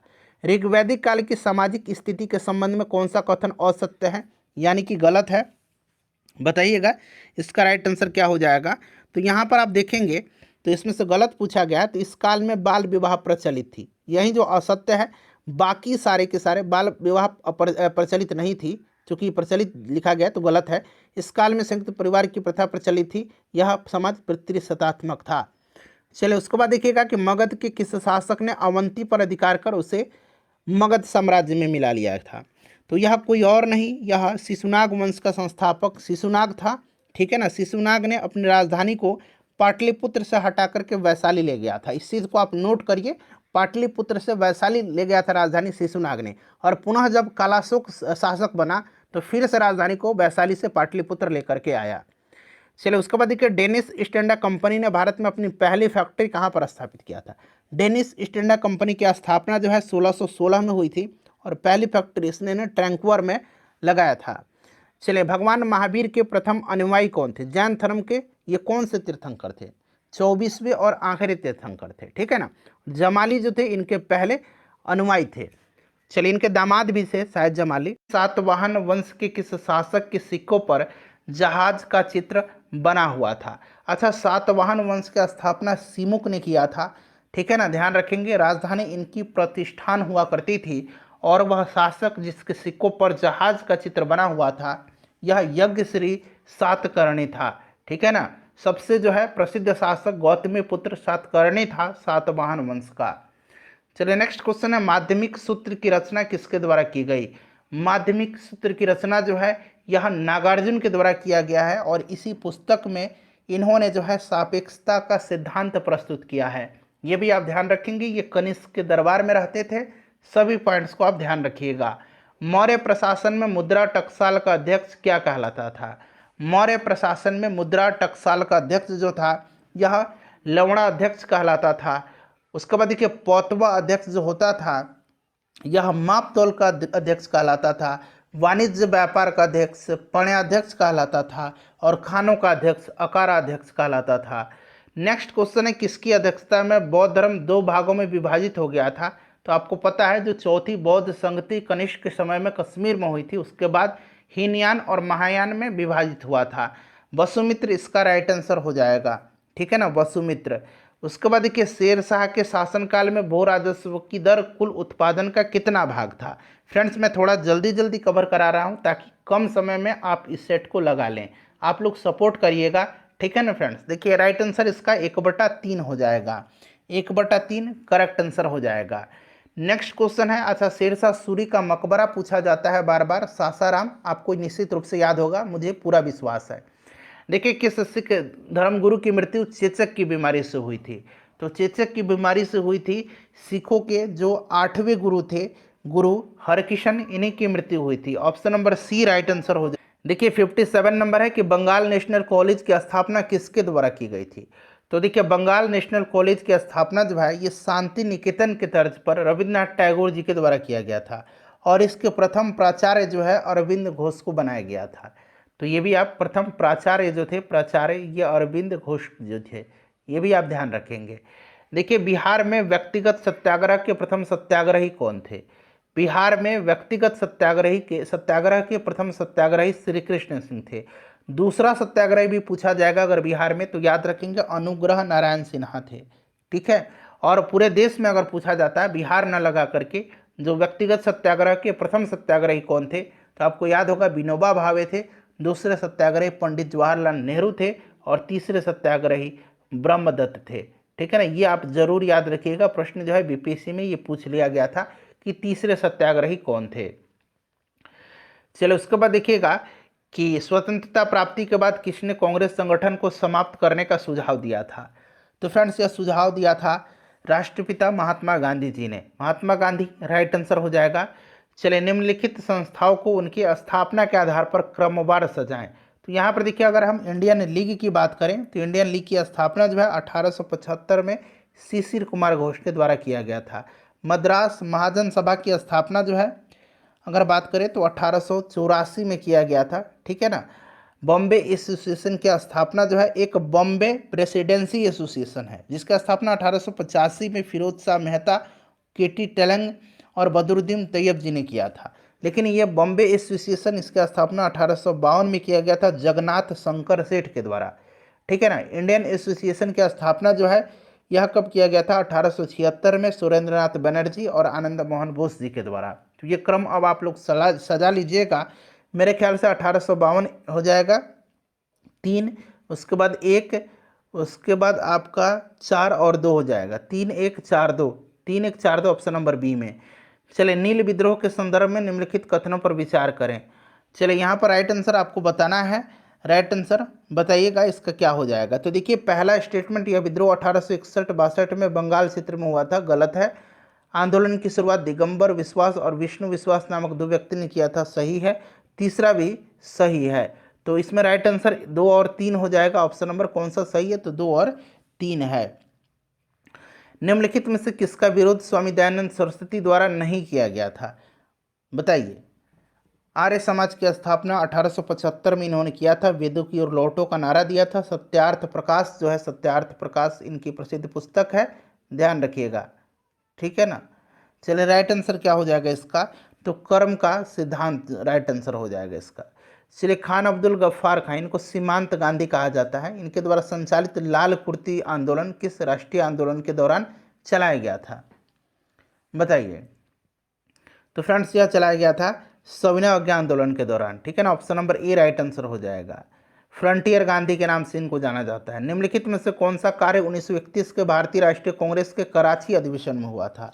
अच्छा, कराची अधिवेशन जो हुआ था इसकी अध्यक्षता सरदार पटेल ने किया था। इसमें मौलिक अधिकार का प्रस्ताव पारित हुआ था, आर्थिक नीति का प्रस्ताव पारित हुआ था और गांधी इरविन समझौते का अनुमोदन भी किया गया था। तो तीनों स्टेटमेंट सही है, तो 1 2 और 3 इसका राइट आंसर हो जाएगा ऑप्शन नंबर डी में। चलिए बारदोली सत्याग्रह किस वर्ष चलाया गया था?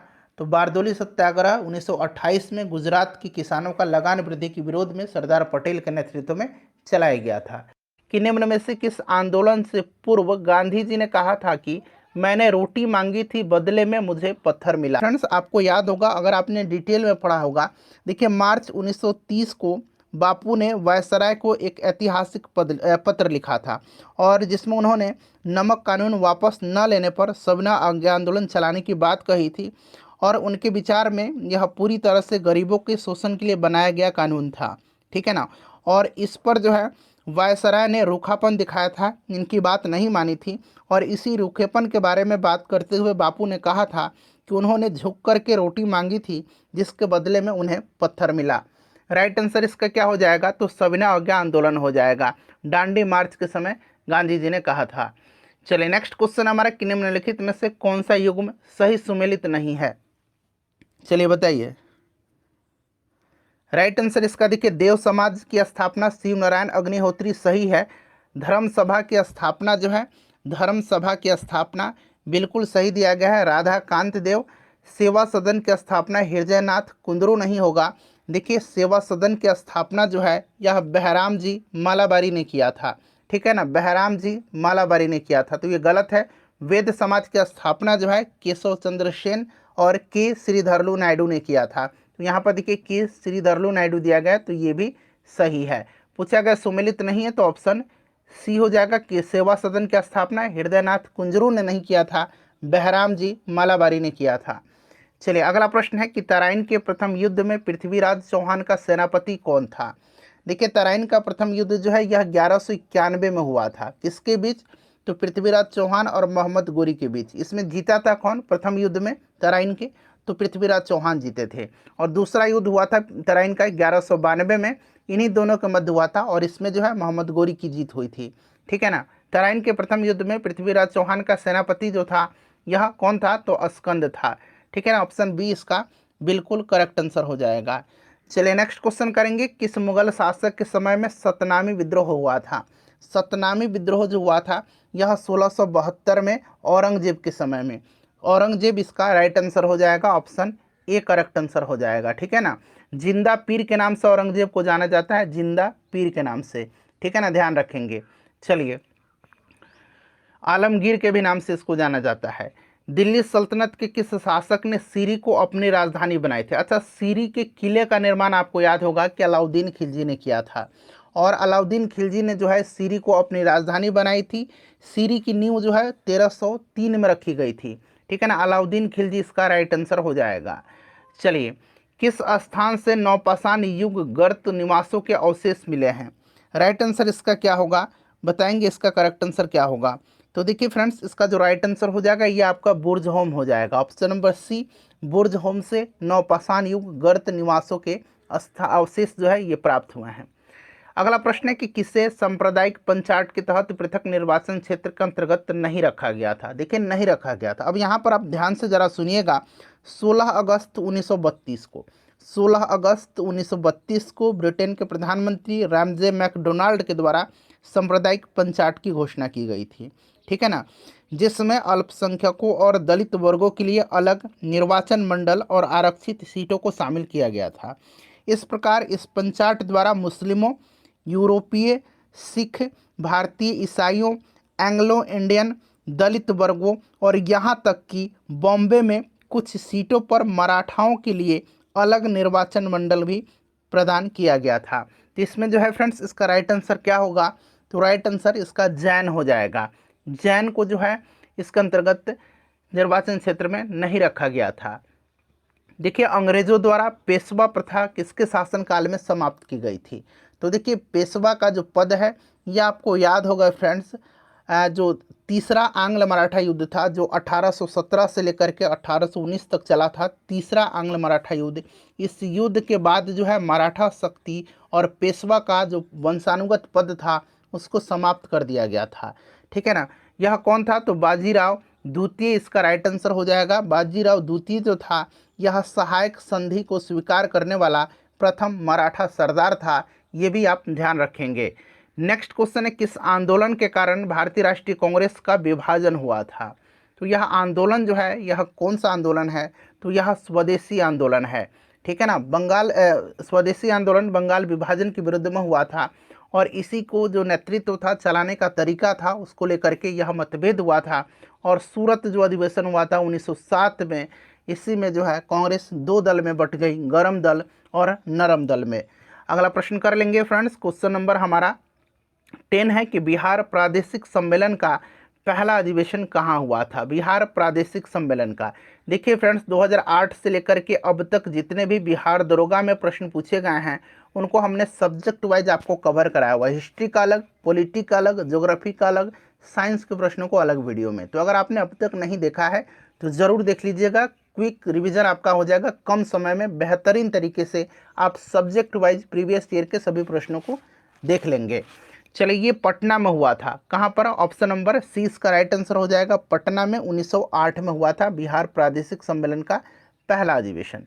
देखिए, निम्नलिखित में से कालक्रम के अनुसार बढ़ते क्रम में आपको जो विकल्प दिया गया है उसमें से पूछा गया कौन सा सही है। अब यहाँ पर ध्यान से देखिएगा, चंपारण आंदोलन, जालियांवाला बाग हत्याकांड, चौरी चौरा कांड और मोपला विद्रोह, ठीक है ना, यही चार दिया गया, सब ऑप्शन में देख लीजिएगा। तो सबसे पहले अगर हम बात करेंगे तो आपका चंपारण आंदोलन हो जाएगा 1917 में, चंपारण सत्याग्रह। जालियांवाला बाग हत्याकांड 1919 में, मोपला विद्रोह 1921 में, ठीक है ना, और चौरी चौरा कांड 1922 में, फरवरी 1922 आपको याद होगा। तो ये वाला क्रम जो है बिल्कुल सही दिया गया है। चलिए, उसके बाद देखिए, प्रसिद्ध विद्वान चरक किसके दरबार में रहते थे। चरक संहिता इन्हीं की है, चरक की। और चरक जो थे ये कनिष्क के राजवैद्य थे, कनिष्क के राजवैद्य थे, ठीक है ना। कनिष्क के दरबार में और भी लोग रहते थे, जैसे नागार्जुन, जिनको कि भारत का आइंस्टीन कहा जाता है। माध्यमिक सूत्र की रचना नागार्जुन ने किया था, जिसमें उन्होंने सापेक्षता का सिद्धांत प्रस्तुत किया था। वसुमित्र, अश्वघोष, ये सभी जो थे ये कनिष्क के दरबार में रहते थे। किसने उदंतपुरी बिहार का निर्माण करवाया था? अब यहाँ पर ध्यान दीजिएगा, विक्रमशिला विश्वविद्यालय की स्थापना किसने करवाया था? तो धर्मपाल ने, ठीक है ना। पाल वंश का सबसे जो प्रतापी शासक था धर्मपाल, उसने करवाया था। और उदंतपुरी बिहार का निर्माण जो है ये जो संस्थापक था गोपाल, इसी ने करवाया था। और ध्यान दीजिएगा, उदंतपुरी बिहार के प्रसिद्ध बौद्ध मठ का निर्माण जो है यह देवपाल ने करवाया था। तो इस तरह से आप ध्यान रखेंगे। और जो उदंतपुरी है ना, यह बिहार शरीफ का प्राचीन नाम है। चलिए, नेक्स्ट क्वेश्चन हमारा कि निम्न में से किसकी मान्यता बौद्ध धर्म के अंतर्गत थी। तो बौद्ध धर्म के अंतर्गत थी पूछा गया है। तो देखिए, बौद्ध धर्म में आत्मा की परिकल्पना नहीं है, आत्मा की, लेकिन पुनर्जन्म, कर्मवाद और मोक्ष, इनमें से सभी जो है इसके अंतर्गत थी, ठीक है ना। चलिए, उसके बाद देखिए, बेलोर विद्रोह किसके समय में हुआ था। बेलोर का जो सिपाही विद्रोह था जो 1806 में हुआ था, पूछा गया किसके समय हुआ था। उस समय गवर्नर जनरल कौन था? तो वह उस समय कौन था? तो सर जॉर्ज वार्लो था। ऑप्शन डी राइट आंसर हो जाए। देखिए, प्रश्न उपनिषद किस वेद का उपनिषद है। प्रश्न उपनिषद जो है यह किस वेद का उपनिषद है। तो प्रश्न उपनिषद यह अथर्ववेद का है। किसका है? अथर्ववेद का है। चार वेद हैं, सबसे पुराना ऋग्वेद है। ध्यान रखेंगे, ऋग्वेद से ही जो है गायत्री मंत्र लिया गया है। अच्छा, मुंडकोपनिषद किस ग्रंथ से लिया गया है? मुंडकोपनिषद बताएंगे जरा। चलिए, चंड कौशिक पुस्तक के लेखक कौन है? चंड कौशिक पुस्तक के लेखक जो हैं ये कौन है? तो ये क्षेमेश्वर हैं। कौन है? क्षेमेश्वर है। अच्छा, भारवी की एक रचना है, भारवी का किराता अर्जुनियम। किराता अर्जुनियम यहाँ मैं लिखता हूँ, किराता अर्जुनियम, ठीक है ना, किराता अर्जुनियम। ध्यान रखेंगे, प्रश्न बनता है, भारवी की है। चलिए, वह प्रथा जिसके तहत किसान स्वयं भूमि का मालिक होता है और सरकार को भू राजस्व के भुगतान के लिए जिम्मेदार माना जाता है, क्या कहलाता है? देखिए, सरकार को राजस्व के भुगतान के लिए जिम्मेदार माना जाता है और किसान स्वयं भूमि का मालिक होता है। तो फ्रेंड्स, यह रैयतवाड़ी व्यवस्था है, रैयतवाड़ी प्रथा इसका राइट आंसर हो जाएगा। सन 1820 में मद्रास के तत्कालीन गवर्नर थॉमस मुनरो ने रैयतवाड़ी व्यवस्था आरंभ किया था और यह व्यवस्था मद्रास, मुंबई और असम के कुछ भागों में लागू की गई। रैयतवाड़ी व्यवस्था के तहत लगभग 51% भूमि आई और इसमें रैयतों या किसानों को भूमि का मालिकाना हक प्रदान किया गया था। नेक्स्ट क्वेश्चन है, भारतीय राष्ट्रीय कांग्रेस द्वारा किस दिन को पूर्ण स्वराज दिवस घोषित किया गया था? पूर्ण स्वराज दिवस घोषित किया गया था 26 जनवरी 1930 को। उसके बाद देखिएगा कि निम्न में से किसकी सहायता से हैदर अली ने 1755 में डिंडीगुल में एक शास्त्रागार की स्थापना किया था। अच्छा, डिंडीगुल के ताला जो है, ताला, इसको जीआई टैग दिया गया, आपको पता है ना, तमिलनाडु का है डिंडीगुल का ताला। और यहाँ पर पूछा गया कि किसकी सहायता से हैदर अली ने 1755 में डिंडीगुल में एक शस्त्रागार आर्मरी की स्थापना किया था। तो ये किया था किसकी सहायता से, तो फ्रेंच के सहायता से, ठीक है ना, फ्रेंच के। उसके बाद देखिएगा कि निम्नलिखित घटनाओं पर विचार करें और क्रम से बताना है। तो यहाँ पर देखिए क्रिप्स मिशन कितना हो जाएगा, तो 1942 में, ठीक है ना। अगस्त प्रस्ताव पूछेगा तो 1940 में। नेहरू रिपोर्ट पूछेगा तो 1900 बताइए 28 में। और बेबल योजना जो है ये 1945 में। तो अब आप क्रम लगाइए तो क्या होगा इसका, सबसे पहले आपका हो जाएगा तीसरा, उसके बाद आपका हो जाएगा दूसरा, उसके बाद पहला, तीसरा, दूसरा, पहला और चौथा। ऑप्शन नंबर 20 का राइट आंसर हो जाएगा। चलिए, किसने कांग्रेस के बारे में कहा था कि वे साम्राज्यवाद से लड़ते भी थे और उनका सहयोग भी करते थे, तो ये स्टेटमेंट जो है ये कहा है रजनी पामदत्त ने। अगला प्रश्न हमारे 53 नंबर की कौन सा मध्यकालीन भारतीय साम्राज्य व्यापक स्तर पर स्थानीय स्वशासन के लिए प्रसिद्ध था, बताइएगा। स्थानीय स्वशासन, तो फ्रेंड्स यह जो था यह चोल राजवंश था। चोल के बारे में जानते हैं आप कि स्थानीय स्वशासन के लिए इनकी जो विशेषता थी ये प्रमुख स्थानीय स्वशासन ही थी। और चोल वंश की जो राजधानी हुआ करती थी ये तंजौर हुआ करती थी। चोल वंश का संस्थापक विजयालय था।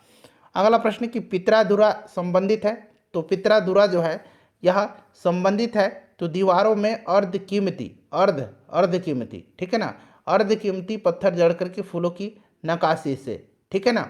चलिए, मुगल काल में ये शुरू हुआ था। महावीर ने अपने शिष्यों को कितने गंधर्वों में विभाजित किया था, तो देखिए महावीर ने अपने शिष्यों को 11 गणधरों में बांटा था।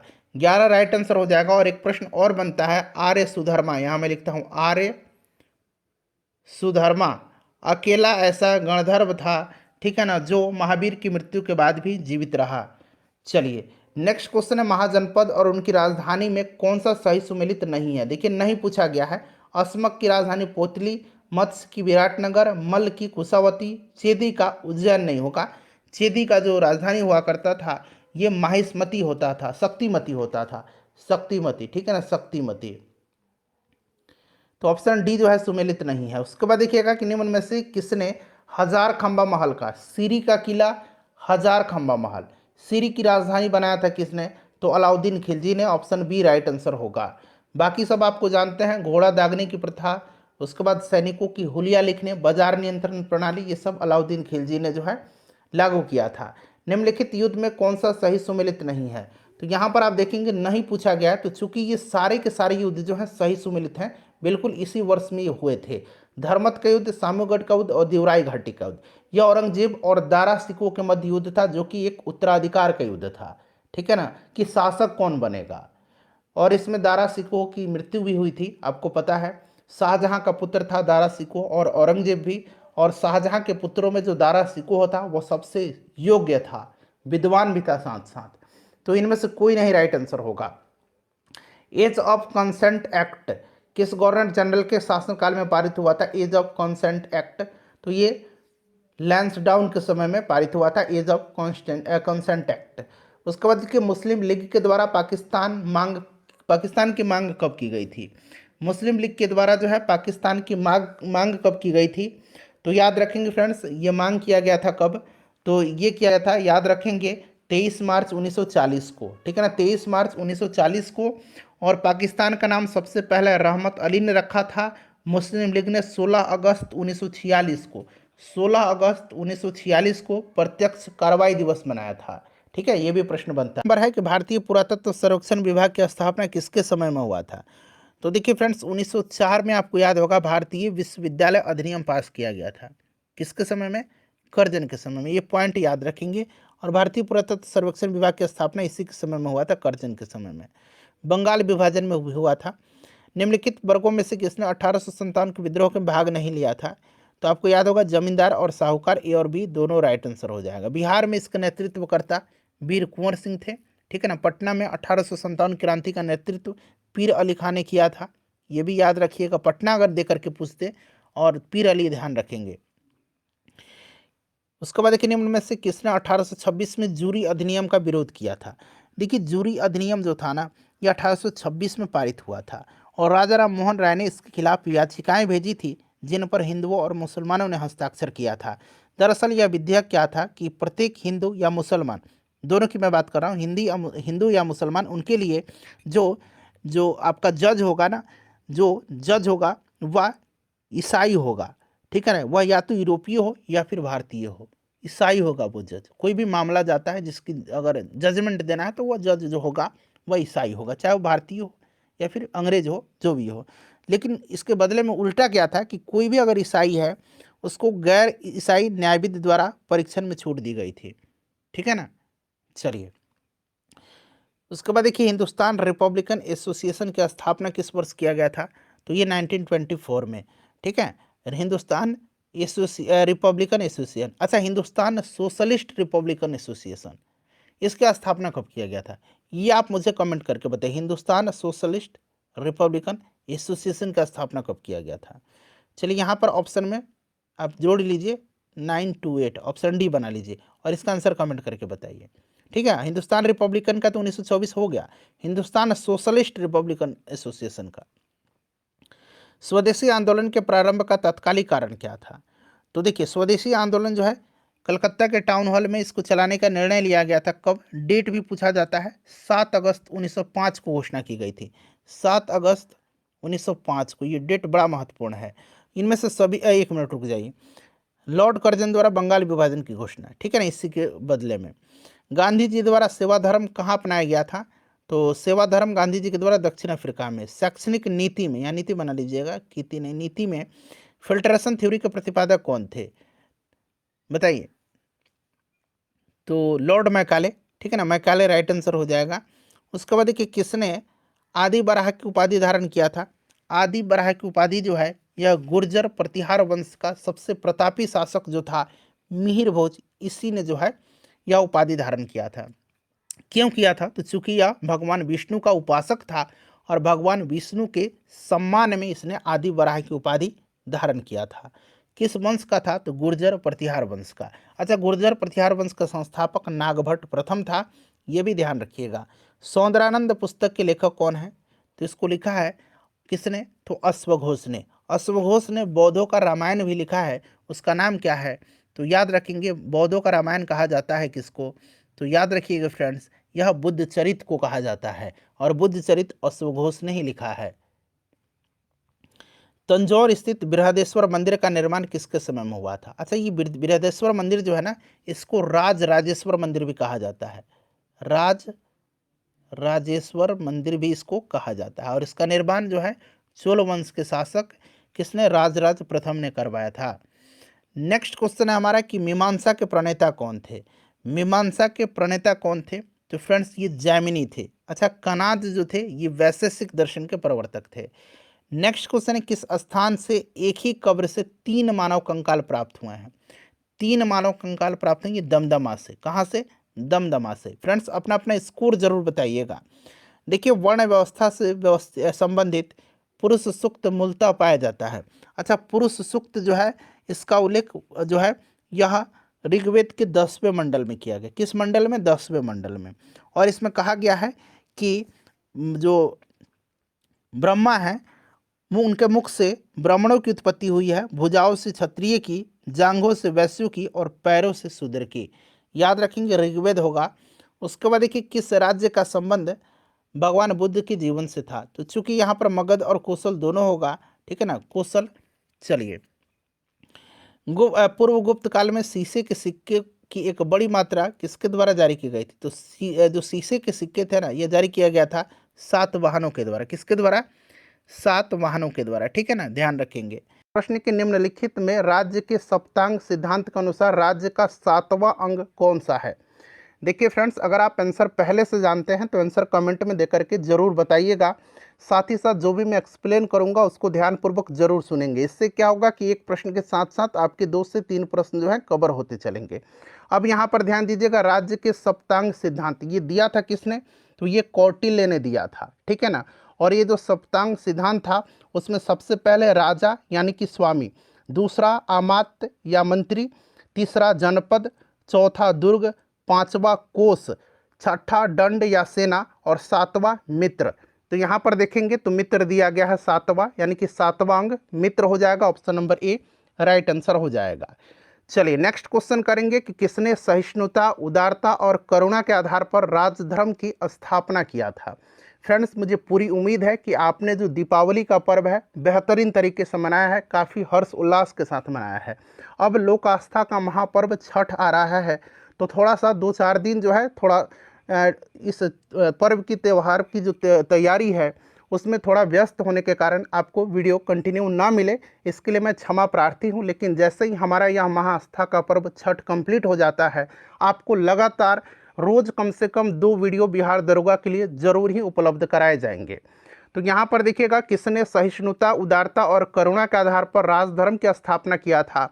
तो फ्रेंड्स, यह अशोक ने किया था। देखिए, अशोक का जो 10वां शिलालेख है, 10वां शिलालेख, इसमें अशोक ने आदेश दिया है कि राजा तथा उच्च अधिकारी हमेशा प्रजा के हित में सोचे। ठीक है ना, ध्यान रखेंगे। नेक्स्ट क्वेश्चन है कि निम्न में से कौन सा ग्रंथ 16 महाजनपदों का उल्लेख करता है। अच्छा, आपको याद होगा कि बुद्ध के जन्म के पूर्व 6ठी शताब्दी ईसा पूर्व में भारतवर्ष 16 महाजनपदों में बटा हुआ था, और इन जो 16 महाजनपद थे इसके बारे में जानकारी जो है यह बौद्ध ग्रंथ अंगुत्तर निकाय और जैन ग्रंथ भगवती सूत्र से प्राप्त होती है। और इन 16 महाजनपदों में सबसे शक्तिशाली जो था ये मगध था, याद रखिएगा। देखिए फ्रेंड्स, अगला प्रश्न कि उदाईन वाष्पदाता की दंत कथा किससे संबंधित है। तो यहाँ पर ध्यान देंगे, इसका जो राइट आंसर होगा कौशाम्बी से संबंधित। एक बार आप लोग भी इसका आंसर चेक करिएगा, मेरे हिसाब से कौशाम्बी होगा।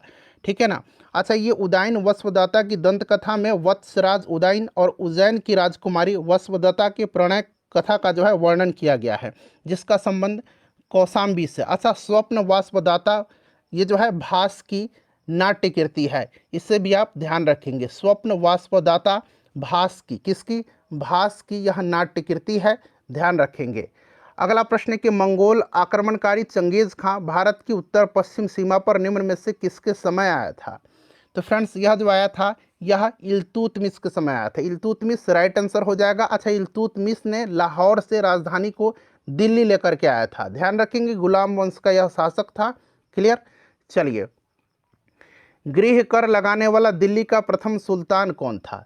तो फ्रेंड्स, ध्यान दीजिएगा, यह प्रथम सुल्तान था अलाउद्दीन खिलजी। अलाउद्दीन खिलजी ने 2 नया कर लगाया था, 2 नवीन कर लगाया था। एक चराई कर था, एक क्या था, चराई कर था, जो किस पर लगाया जाता था, तो चराई कर जो है दुधारू पशुओं पर लगाया जाता था। और एक गढ़ी कर था। गढ़ी कर जो था, यह कर जो है यह घरों और झोंपड़ियों पर लगाया जाता था। तो वहीं गृह कर जो है अलाउद्दीन खिलजी ने जो है लगाया था। चलिए, अलाउद्दीन खिलजी के बारे में आपको पता होगा। ठीक है ना। चलिए, बाजार नियंत्रण प्रणाली लागू किया था, हुलिया लिखने की प्रथा, घोड़े दागने की प्रथा, ये सब इसने शुरू किया था। क्रांतिकारी गतिविधियों के साथ कौन सी पत्रिका जुड़ी हुई नहीं थी, नहीं पूछा गया है। तो यहाँ पर देखेंगे तो राइट आंसर इसका जो है यंग इंडिया हो जाएगा। यंग इंडिया महात्मा गांधी जी का है, ध्यान रखेंगे। यह क्रांतिकारी गतिविधियों से जुड़ी हुई पत्रिका नहीं थी। नेक्स्ट क्वेश्चन है कि निम्न युग्मों में से कौन सा सही सुमेलित यहाँ पर नहीं दिया गया है। बक्सर के युद्ध 1764 सही दिया गया है। सहायक संधि 1863। सहायक संधि जो है यह 1798 आपको याद होगा, बेलेजली ने, लॉर्ड बेलेजली ने। ठीक है ना फ्रेंड्स। और सहायक संधि इसने लाया था, और 1798 में सर्वप्रथम सहायक संधि को अपनाया था किसने, तो हैदराबाद ने, हैदराबाद के निजाम ने 1798 में, फिर मैसूर ने। चलिए, तो ये वाला ऑप्शन बी जो होगा इसका राइट आंसर हो जाएगा, यह सुमेलित नहीं है। बाकी ये सारे के सारे सुमेलित हैं। नेक्स्ट क्वेश्चन है कि विलय का सिद्धांत यानी कि डॉक्ट्रिन ऑफ लैप्स के तहत निम्न राज्यों के विलय पर विचार कर काल क्रमानुसार व्यवस्थित करें। अच्छा, ये विलय का सिद्धांत जो था, डॉक्ट्रिन ऑफ लैप्स, व्यापगत का सिद्धांत, यह डलहौजी ने लाया था। और इसके तहत जो है भारतीय जो राज्य थे उसको ब्रिटिश साम्राज्य में मिलाया गया। और सबसे पहले अगर हम बात करें तो इसमें से आपको याद है सबसे पहले यहाँ पर सतारा हो जाएगा ऑप्शन के हिसाब से 1848। उसके बाद झांसी की अगर बात करें तो झांसी को 1853 में, फिर उदयपुर था, इस तरह आपने पढ़ा होगा उदयपुर। ठीक है ना। उदयपुर को कब, तो उदयपुर को 1852 में। ठीक है ना। और बघाट को 1850 में, ध्यान रखेंगे। क्लियर ना। तो ये आप क्रम मिला लीजिएगा, ऑप्शन सी हो जाएगा। एक के बाद यहाँ पर देखेंगे 3 में 1850, फिर 4 में आपका 1852, और फिर दूसरा 1853। चलिए अगला प्रश्न कर लेंगे। नेक्स्ट क्वेश्चन है हमारा क्वेश्चन नंबर 10 कि हो जनजाति विद्रोह कब हुआ था। देखिए हो जनजाति विद्रोह जो है यह हुआ था 1820-21 में, ठीक है ना। और एक कोल जनजाति विद्रोह है, कोल हुआ था 1831-32 में, ठीक है ना। इससे भी आप ध्यान रखेंगे, कोल 1831-32 हो 1820-21। नेक्स्ट क्वेश्चन है कि हंटर कमीशन की रिपोर्ट में किसके विकास पर विशेष जोर दिया गया था। देखिए हंटर कमीशन का जो गठन हुआ था ये लॉर्ड रिपन के समय में हुआ था, लॉर्ड रिपन के समय में विलियम हंटर की अध्यक्षता में। और किसके विकास पर विशेष जोर दिया गया था, चूंकि यह शिक्षा से संबंधित था, प्राथमिक शिक्षा पर जो है इस पर विशेष बल दिया गया था। अच्छा, लॉर्ड रिपन के समय ही 1881 में प्रथम कारखाना अधिनियम पारित हुआ था, ठीक है ना। इसी के समय नियमित जनगणना भी कराई गई थी 1881 में। वर्नाक्यूलर प्रेस एक्ट को निरस्त किया था। भारत में स्थानीय स्वशासन का जनक भी लॉर्ड रिपन को ही माना जाता है। नव बौद्धवाद के प्रतिपादक कौन थे। अच्छा, ये जो नव बौद्धवाद है यह दलित बौद्ध आंदोलन के नाम से भी जाना जाता है। दलित बौद्ध आंदोलन, जिसको कि नव बौद्धवाद आंदोलन के रूप में जाना जाता है, यह एक धार्मिक और साथ ही भारत में दलितों के बीच एक सामाजिक राजनीतिक आंदोलन है जो बाबा साहब अम्बेडकर के द्वारा शुरू किया गया था, ठीक है ना। तो राइट आंसर यहाँ पर डॉक्टर अम्बेडकर हो जाएगा। उसके बाद देखिए भारतीय राष्ट्रीय कांग्रेस द्वारा असहयोग आंदोलन कब शुरू किया गया था। सिंपल सा क्वेश्चन है, 1 अगस्त 1920 को, और इसी दिन जो है बाल गंगाधर तिलक की मृत्यु भी हुई थी, ध्यान रखेंगे। नाउ और नेवर पॉम्पलेट किसने लिखा था। नाउ और नेवर पॉम्पलेट जो है यह लिखा था किसने, तो फ्रेंड्स हिंदी में इसको कहेंगे अब या कभी नहीं, यह रहमत अली ने। रहमत अली राइट आंसर हो जाएगा। और पाकिस्तान घोषणा चौधरी रहमत अली के द्वारा जनवरी 1933 को लिखा गया था, ये भी आप ध्यान रखेंगे, पाकिस्तान घोषणा चौधरी रहमत अली के द्वारा।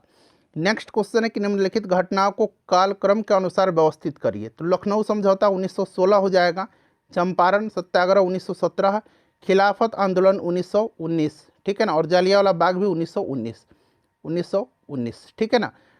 फिर से मैं लिख देता हूँ 1916, 1917, 1919 और 13 अप्रैल 1919 को जालियांवाला बाग हत्याकांड। लेकिन सब इसमें पहले जो घटना हुई थी ना 13 अप्रैल, फिर उसके बाद ये अक्टूबर में खिलाफत आंदोलन हुआ था, अक्टूबर 1919 में स्टार्ट हुआ था। तो सबसे पहले आपका हो जाएगा इसमें से 1, फिर 2, फिर आपका 4 और 3। तो देखिए 1 2 4 3 कहाँ पर दिए, 2 4 3 ऑप्शन नंबर ए में दिया गया है। चलिए नेक्स्ट क्वेश्चन है कि यूनाइटेड इंडियन पैट्रियाटिक एसोसिएशन की स्थापना किसने किया था। यूनाइटेड इंडियन पैट्रियाटिक एसोसिएशन की स्थापना जो है यह किया था किसने, तो ध्यान रखेंगे 1888 में। कब, 1888 में सर सैयद अहमद खान और राजा शिव प्रसाद सिंह ने किया था। सर सैयद अहमद खान और राजा शिव प्रसाद सिंह ने। तो बी और सी दोनों इसका राइट आंसर हो जाएगा 1888 में। अखिल भारतीय किसान सभा के प्रथम सत्र की अध्यक्षता किसके द्वारा किया गया था। अखिल भारतीय किसान सभा के प्रथम सत्र जो हुआ था ये कहाँ पर हुआ था, लखनऊ में हुआ था 1936 में, 1936 में स्वामी सहजानंद सरस्वती जी ने किया था। उसके बाद चलिए कि आशा सहाय किस आंदोलन से संबंधित थी। आशा सहाय, ठीक है ना, ये बिहार से रिलेटेड है, ये ध्यान रखेंगे। और इनके पिता का नाम भी आप ध्यान रखेंगे, इनके पिता का नाम जो है क्या है, तो आनंद मोहन सहाय है। और आनंद मोहन सहाय जी जो थे ये सुभाष चंद्र बोस के करीबी सहयोगी थे। और आशा सहाय का भी संबंध आज़ाद हिंद फौज से ही था, ये झांसी रेजिमेंट से जुड़ी हुई थी। चलो उसके बाद नेक्स्ट क्वेश्चन है कि निम्न में से किस गवर्नर ने पंचवर्षीय बंदोबस्त चलाया था। पंचवर्षीय बंदोबस्त चलाया था किसने, तो फ्रेंड्स देखिए ये चलाया था वारेन हेस्टिंग्स ने। किसने, वारेन हेस्टिंग्स ने। 1772 में आपको याद होगा, 1772 में वारेन हेस्टिंग्स ने इजारेदारी, यहाँ मैं लिखता हूँ इजारेदारी प्रथा शुरू किया था। इजारेदारी, ठीक है ना, इजारेदारी प्रथा इसने शुरू किया था 1772 में। और यह एक पंचवर्षीय व्यवस्था थी। क्लियर, तो वारेन हेस्टिंग होगा। दक्षिणी पूर्वी तट पर जो है, दक्षिण पूर्वी तट पर अंग्रेजों ने अपनी पहली फैक्ट्री कब स्थापित किया था। तो पहली फैक्ट्री दक्षिण पूर्वी तट पर अंग्रेजों ने 1611 में स्थापित किया था। कहाँ पर, तो मसूलीपट्टनम में। मसूलीपट्टनम याद रखिएगा। अगला प्रश्न करेंगे कि 1857 की क्रांति की औपचारिक शुरुआत कब हुई थी। औपचारिक शुरुआत जो है यह 10 मई 1857 को हुई थी। कालिदास द्वारा रचित पुस्तक मालविकाग्निमित्रम का संबंध किस वंश से है? सबसे पहले तो याद रखेंगे ये पुस्तक जो है मालविकाग्निमित्रम लिखा किसने है? तो यह कालिदास ने लिखा है मालविकाग्निमित्र को, ठीक है ना। इसमें मालविका और शुंग वंश के अग्निमित्र जो शासक थे उनके प्रेम का वर्णन है, तो ये शुंग वंश हो जाएगा। क्लियर। चलिए उसके बाद देखिए निम्नलिखित में से कौन सा एक विशिष्टता इक्ता व्यवस्था की नहीं थी? इक्ता व्यवस्था की पूछा गया है। इक्ता प्रथा जो है, इक्ता व्यवस्था इल्तुतमिश ने शुरू किया था, ठीक है ना। और यह राजस्व एकत्रित करने की व्यवस्था थी। सियासत, यहाँ पर देखिए सियासतनामा इक्ता व्यवस्था की जानकारी का स्रोत है, सही है। उसके बाद मुक्ति को इक्ता से एकत्रित राजस्व से सैनिक रखने पड़ते थे, सही है। इक्ता से एकत्रित राजस्व सीधा सुल्तान के खाते में जाता था, यह जो है गलत नहीं है, पूछा है गलत है, पूछा है कौन सा सही नहीं है, तो option number D right answer हो जाएगा। चलिए उसके बाद नेक्स्ट क्वेश्चन है कि भक्ति संस्कृति की शुरुआत हुई थी। भक्ति संस्कृति की शुरुआत पूछा गया। देखिए वैसे आपको याद होगा भक्ति आंदोलन, ठीक है ना। भक्ति आंदोलन की शुरुआत जो है ये 6ठी शताब्दी में हुई थी। क्लियर। भक्ति आंदोलन की शुरुआत 6ठी शताब्दी में जो है हुई थी। और कहाँ पर? तो तमिल क्षेत्र में हुई थी, जो कर्नाटक और महाराष्ट्र में फैल गई थी। और भक्ति आंदोलन का विकास 12 अलवार वैष्णव संत और 63 नैनार शैव संतों ने किया था। भक्ति आंदोलन दक्षिण भारत से उत्तर भारत में रामानंद के द्वारा लाया गया था। ये पॉइंट याद रखेंगे। यहाँ पर भक्ति संस्कृति पूछा गया है, तो भक्ति आंदोलन ही भक्ति संस्कृति है, तो यह 15वीं 16वीं शताब्दी इसका राइट आंसर हो जाएगा। चलो उसके बाद देखिए निम्न में से कौन सा स्थल घग्गर एवं उसकी सहायक नदियों के घाटी में स्थित है? तो फ्रेंड्स यहाँ बनावली है। अच्छा बनावली कहाँ पर है ये आप मुझे कमेंट करके बताइए। बनावली कहाँ पर है ये मुझे आप कमेंट करके बताइए, ठीक है ना। अभी कमेंट करके तुरंत बताइए। लोथल भोगवा नदी के तट पर है, और मोहनजोदाड़ो जो है यह सिंधु नदी के तट पर है, और हड़प्पा रावी नदी के तट पर है। चलो उसके बाद देखिए वर्ण व्यवस्था से संबंधित पुरुष सूक्त मूलतः पाया जाता है। तो ये पुरुष सूक्त का उल्लेख जो है ऋग्वेद के 10वें मंडल में है। ऋग्वेद के 10वें मंडल में है, याद रखिएगा आप, ठीक है ना। वर्ण व्यवस्था यहीं पर है। चलो उसके बाद देखिएगा कि निम्नलिखित में से कौन सा स्थान गडकरी विद्रोह का केंद्र था? गडकरी विद्रोह हुआ था कहाँ पर? तो महाराष्ट्र के कोल्हापुर में हुआ था, ठीक है ना। कोल्हापुर में हुआ था कब? तो 1844 में, याद रखिएगा 1844 में। उसके बाद देखिए दिए गए विकल्पों में सर्वप्रथम किस कॉलेज की स्थापना हुई थी? तो इसमें से बताना है कि सर्वप्रथम किस कॉलेज की स्थापना हुई थी। तो सबसे पहले जो है ये हिंदू कॉलेज की स्थापना हुई थी। कब हुई थी हिंदू कॉलेज की स्थापना? तो 1817 में हुई थी। किसने किया था? तो राजा राम मोहन राय ने किया था। मेयो कॉलेज की स्थापना याद रखेंगे, यह 1875 में हुई थी, ठीक है ना। चलिए आइए 50 नंबर प्रश्न करते हैं अब कि हिंदू विधवा पुनर्विवाह अधिनियम किस वर्ष पारित किया गया था? हिंदू विधवा पुनर्विवाह अधिनियम किस वर्ष पारित किया गया था? तो 1856 में। इसमें विद्यासागर जी की काफ़ी महत्वपूर्ण भूमिका रही। यह हमारा आखिरी सेट है, 15वां सेट है। चलिए आते हैं इतिहास के प्रश्नों पर। क्वेश्चन नंबर 21 से जो है हिस्ट्री के प्रश्न है। यहाँ से देखिए क्वेश्चन नंबर 21 से हिस्ट्री के प्रश्न है। प्रश्न पढ़ेंगे कि निम्नलिखित में से कौन सा कथन असत्य दिया गया है? देखिए वास्को डी गामा 1498 ईस्वी में भारत के पश्चिमी तट पर स्थित कालीकट पहुंचने वाला प्रथम यूरोपीय यात्री था। बिल्कुल सही दिया गया है यह। उसके बाद देखिए वास्को डी गामा ने पुर्तगाल के शासक हेनरी द नेविगेटर के प्रतिनिधि के रूप में भारत की यात्रा की थी, ये भी सही दिया गया है। अल्फांसो दी अल्बुकर्क भारत में प्रथम पुर्तगाली गवर्नर था, ये गलत दिया गया था। गलत दिया गया। भारत में जो पहला पुर्तगाली गवर्नर था ये कौन था? तो फ्रांसिस्को द अल्मेडा था, ठीक है ना। पूछा गया कौन सा असत्य है? तो ऑप्शन नंबर जो है सी इसका असत्य दिया गया। Option number C right answer हो जाएगा। चलिए उसके बाद नेक्स्ट क्वेश्चन है कि निम्नलिखित में से कौन सा कार्य वॉरेन हेस्टिंग्स के कार्यकाल में नहीं हुआ था? देखिए कलकत्ता में टकसाल की स्थापना इसी के समय में हुआ था। रेगुलेटिंग एक्ट एवं पिट्स इंडिया एक्ट भी पारित हुआ था इसी के समय में, ठीक है ना। उसके बाद सालबाई की संधि जो है 1782 में, और हैदर अली की मृत्यु 1782 में इसी के समय में हुआ था। तो कौन सा नहीं हुआ था? चूंकि ये सारे के सारे हुए थे, इसीलिए इनमें से कोई नहीं इसका राइट आंसर हो जाएगा। चलिए 23 नंबर क्वेश्चन करेंगे कि निम्नलिखित में से कौन सा कथन श्वेत विद्रोह के संदर्भ में सही दिया गया है? देखिए पहला कथन और दूसरा कथन दोनों का दोनों सही दिया गया है। श्वेत विद्रोह मुंगेर एवं इलाहाबाद में रहने वाले श्वेत अंग्रेज अधिकारियों द्वारा सैनिक को प्राप्त होने वाला दोहरा भत्ता बंद करने के विरोध में हुआ था। दूसरा स्टेटमेंट है कि दोहरा भत्ता बंद करने का निर्णय 1763 में कोर्ट ऑफ डायरेक्टर्स ने किया, जिसे क्लाइव के द्वारा लागू किया गया था। दोनों के दोनों सही हैं, इसीलिए राइट आंसर इसका हो जाएगा 1 एवं 2 दोनों। 24 नंबर है कि देखिए मार्टियर डोरंड आयोग द्वारा 1893 में भारत एवं अफगानिस्तान के बीच सीमा का निर्धारण यानी कि डोरंड रेखा किस वायसराय के समय में किया गया था? तो फ्रेंड्स यह लॉर्ड लैंसडाउन के समय में किया गया था। और ध्यान रखेंगे, एक मैं इंपॉर्टेंट पॉइंट्स बता रहा हूँ, लॉर्ड लैंसडाउन के समय ही दूसरा कारखाना अधिनियम लाया गया था। ठीक है ना, पहला लॉर्ड रिपन के समय में लाया गया था और दूसरा लैंसडाउन के समय में। चलिए, निम्नलिखित में से किसका लेखन सर सैयद अहमद खान ने नहीं किया था? देखिए नहीं पूछा गया है, तो ये आपका इंडियन मुसलमान हो जाएगा। इंडियन मुसलमान लिखा किसने है? तो W हंटर ने लिखा है। ऑप्शन बी राइट आंसर होगा। चलिए, बॉम्बे हैंडमिल एसोसिएशन की स्थापना किसके द्वारा की गई थी? तो बॉम्बे हैंडमिल एसोसिएशन की स्थापना जो है ये 1890 में नारायण मेघाजी लोखंडे ने किया था। ऑप्शन बी करेक्ट आंसर होगा इसका। वीडियो को लाइक जरूर किया करेगा फ्रेंड्स, काफ़ी मेहनत किया मैंने इस सेशन को बनाने में। सन्यासी विद्रोह का मुख्य कारण क्या था? सन्यासी विद्रोह जो है यह मुख्यतः बंगाल में हुआ था और इसका मुख्य कारण जो था ये तीर्थ यात्रा पर प्रतिबंध और अकाल में भू राजस्व की वसूली थी। तो एक से अधिक इसका करेक्ट आंसर हो जाएगा। देखिए, देवराय द्वितीय को निम्न में से कौन सी उपाधि प्राप्त थी? देवराय द्वितीय जो थे इनको इमादी देवराय और जगबेक्टर की उपाधि प्रदान किया गया था। तो इनमें से एक से अधिक राइट आंसर हो जाएगा। प्रौढ़ देवराय मल्लिकार्जुन को दिया गया था। और देवराय द्वितीय के समय में ही कौन आया था? तो याद रखेंगे, इन्हीं के समय में जो है कौन आया था? तो देवराय द्वितीय के समय में जो है याद रखेंगे फ्रेंड्स, आया था कौन? तो अब्दुल रज्जाक आया था। ठीक है ना। चलिए, हुमायूं द्वारा लड़े गए निम्नलिखित युद्धों में से सबसे बाद में कौन सा युद्ध लड़ा गया था? सबसे पहले जो हुआ था यह आपका कौन सा युद्ध हुआ था? तो देवरा का युद्ध 1531 में हुआ था। ठीक है ना। उसके बाद आपका चौसा का युद्ध 1539 में, फिर आपका कनौज का युद्ध 1540 में।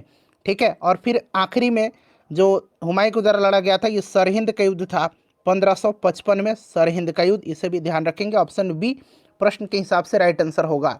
देखिए, भारतीय शिक्षा के संदर्भ में निम्नलिखित पर विचार करें। देखिए, उड डिस्पैच को 1854 में लाया गया था। कोलकाता विश्वविद्यालय 1857 में, एडम की रिपोर्ट 1835 में और हिंदू कॉलेज राजा राम मोहन राय ने इसका स्थापना किया था 1817 में। तो राइट आंसर इसका 4-3-1-2 हो जाएगा, 4-3-1-2। चलिए आगे आते हैं, नेक्स्ट क्वेश्चन करेंगे। 31 नंबर है कि केसरी और मराठा पत्रिकाएं क्रमशः किस भाषा में लिखी गई हैं? तो केसरी और मराठा ये बाल गंगाधर तिलक की हैं। केसरी जो लिखा गया है ये मराठी भाषा में और मराठा द मराठा जो है ये अंग्रेजी में। तो राइट आंसर इसका क्या हो जाएगा? तो मराठी में केसरी है और अंग्रेजी में मराठा है। मराठी में केसरी और अंग्रेजी में द मराठा। ठीक है। चलिए, उसके बाद नेक्स्ट क्वेश्चन है कि निम्नलिखित में से किस यूरोपीय ने क्षेत्र प्राप्त करने की दृष्टि से भारतीय प्रांतों के झगड़ों में भाग लेने की नीति शुरू किया था? तो फ्रेंड्स ये किया था डुप्ले ने। किसने किया था? डुप्ले ने किया था। प्रांतीय स्तर पर द्वैध शासन का प्रावधान निम्नलिखित में से किस अधिनियम द्वारा प्रस्तुत किया गया था? तो ये भारत सरकार अधिनियम 1919 के द्वारा किया गया था। इसको जो है मॉन्टेग्यू चेम्सफोर्ड सुधार अधिनियम भी कहा जाता है। आदिवासी शब्द का प्रयोग सबसे पहले जो है निम्नलिखित में से किसके द्वारा किया गया था? तो आदिवासी शब्द का प्रयोग सबसे पहले ठक्कर बापा के द्वारा किया गया था। उसके बाद देखिएगा, आखिरी प्रश्न है, पूरे बुक का हिस्ट्री का प्रश्न मैंने कवर करा दिया आपको। एहोल शिलालेख निम्नलिखित में से किस शासक के द्वारा जारी किया गया था? तो ये पुलकेशिन द्वितीय से संबंधित है एहोल शिलालेख और इसकी रचना रवि कीर्ति ने किया था। सेशन को लाइक कर दीजिए फ्रेंड्स और शेयर कर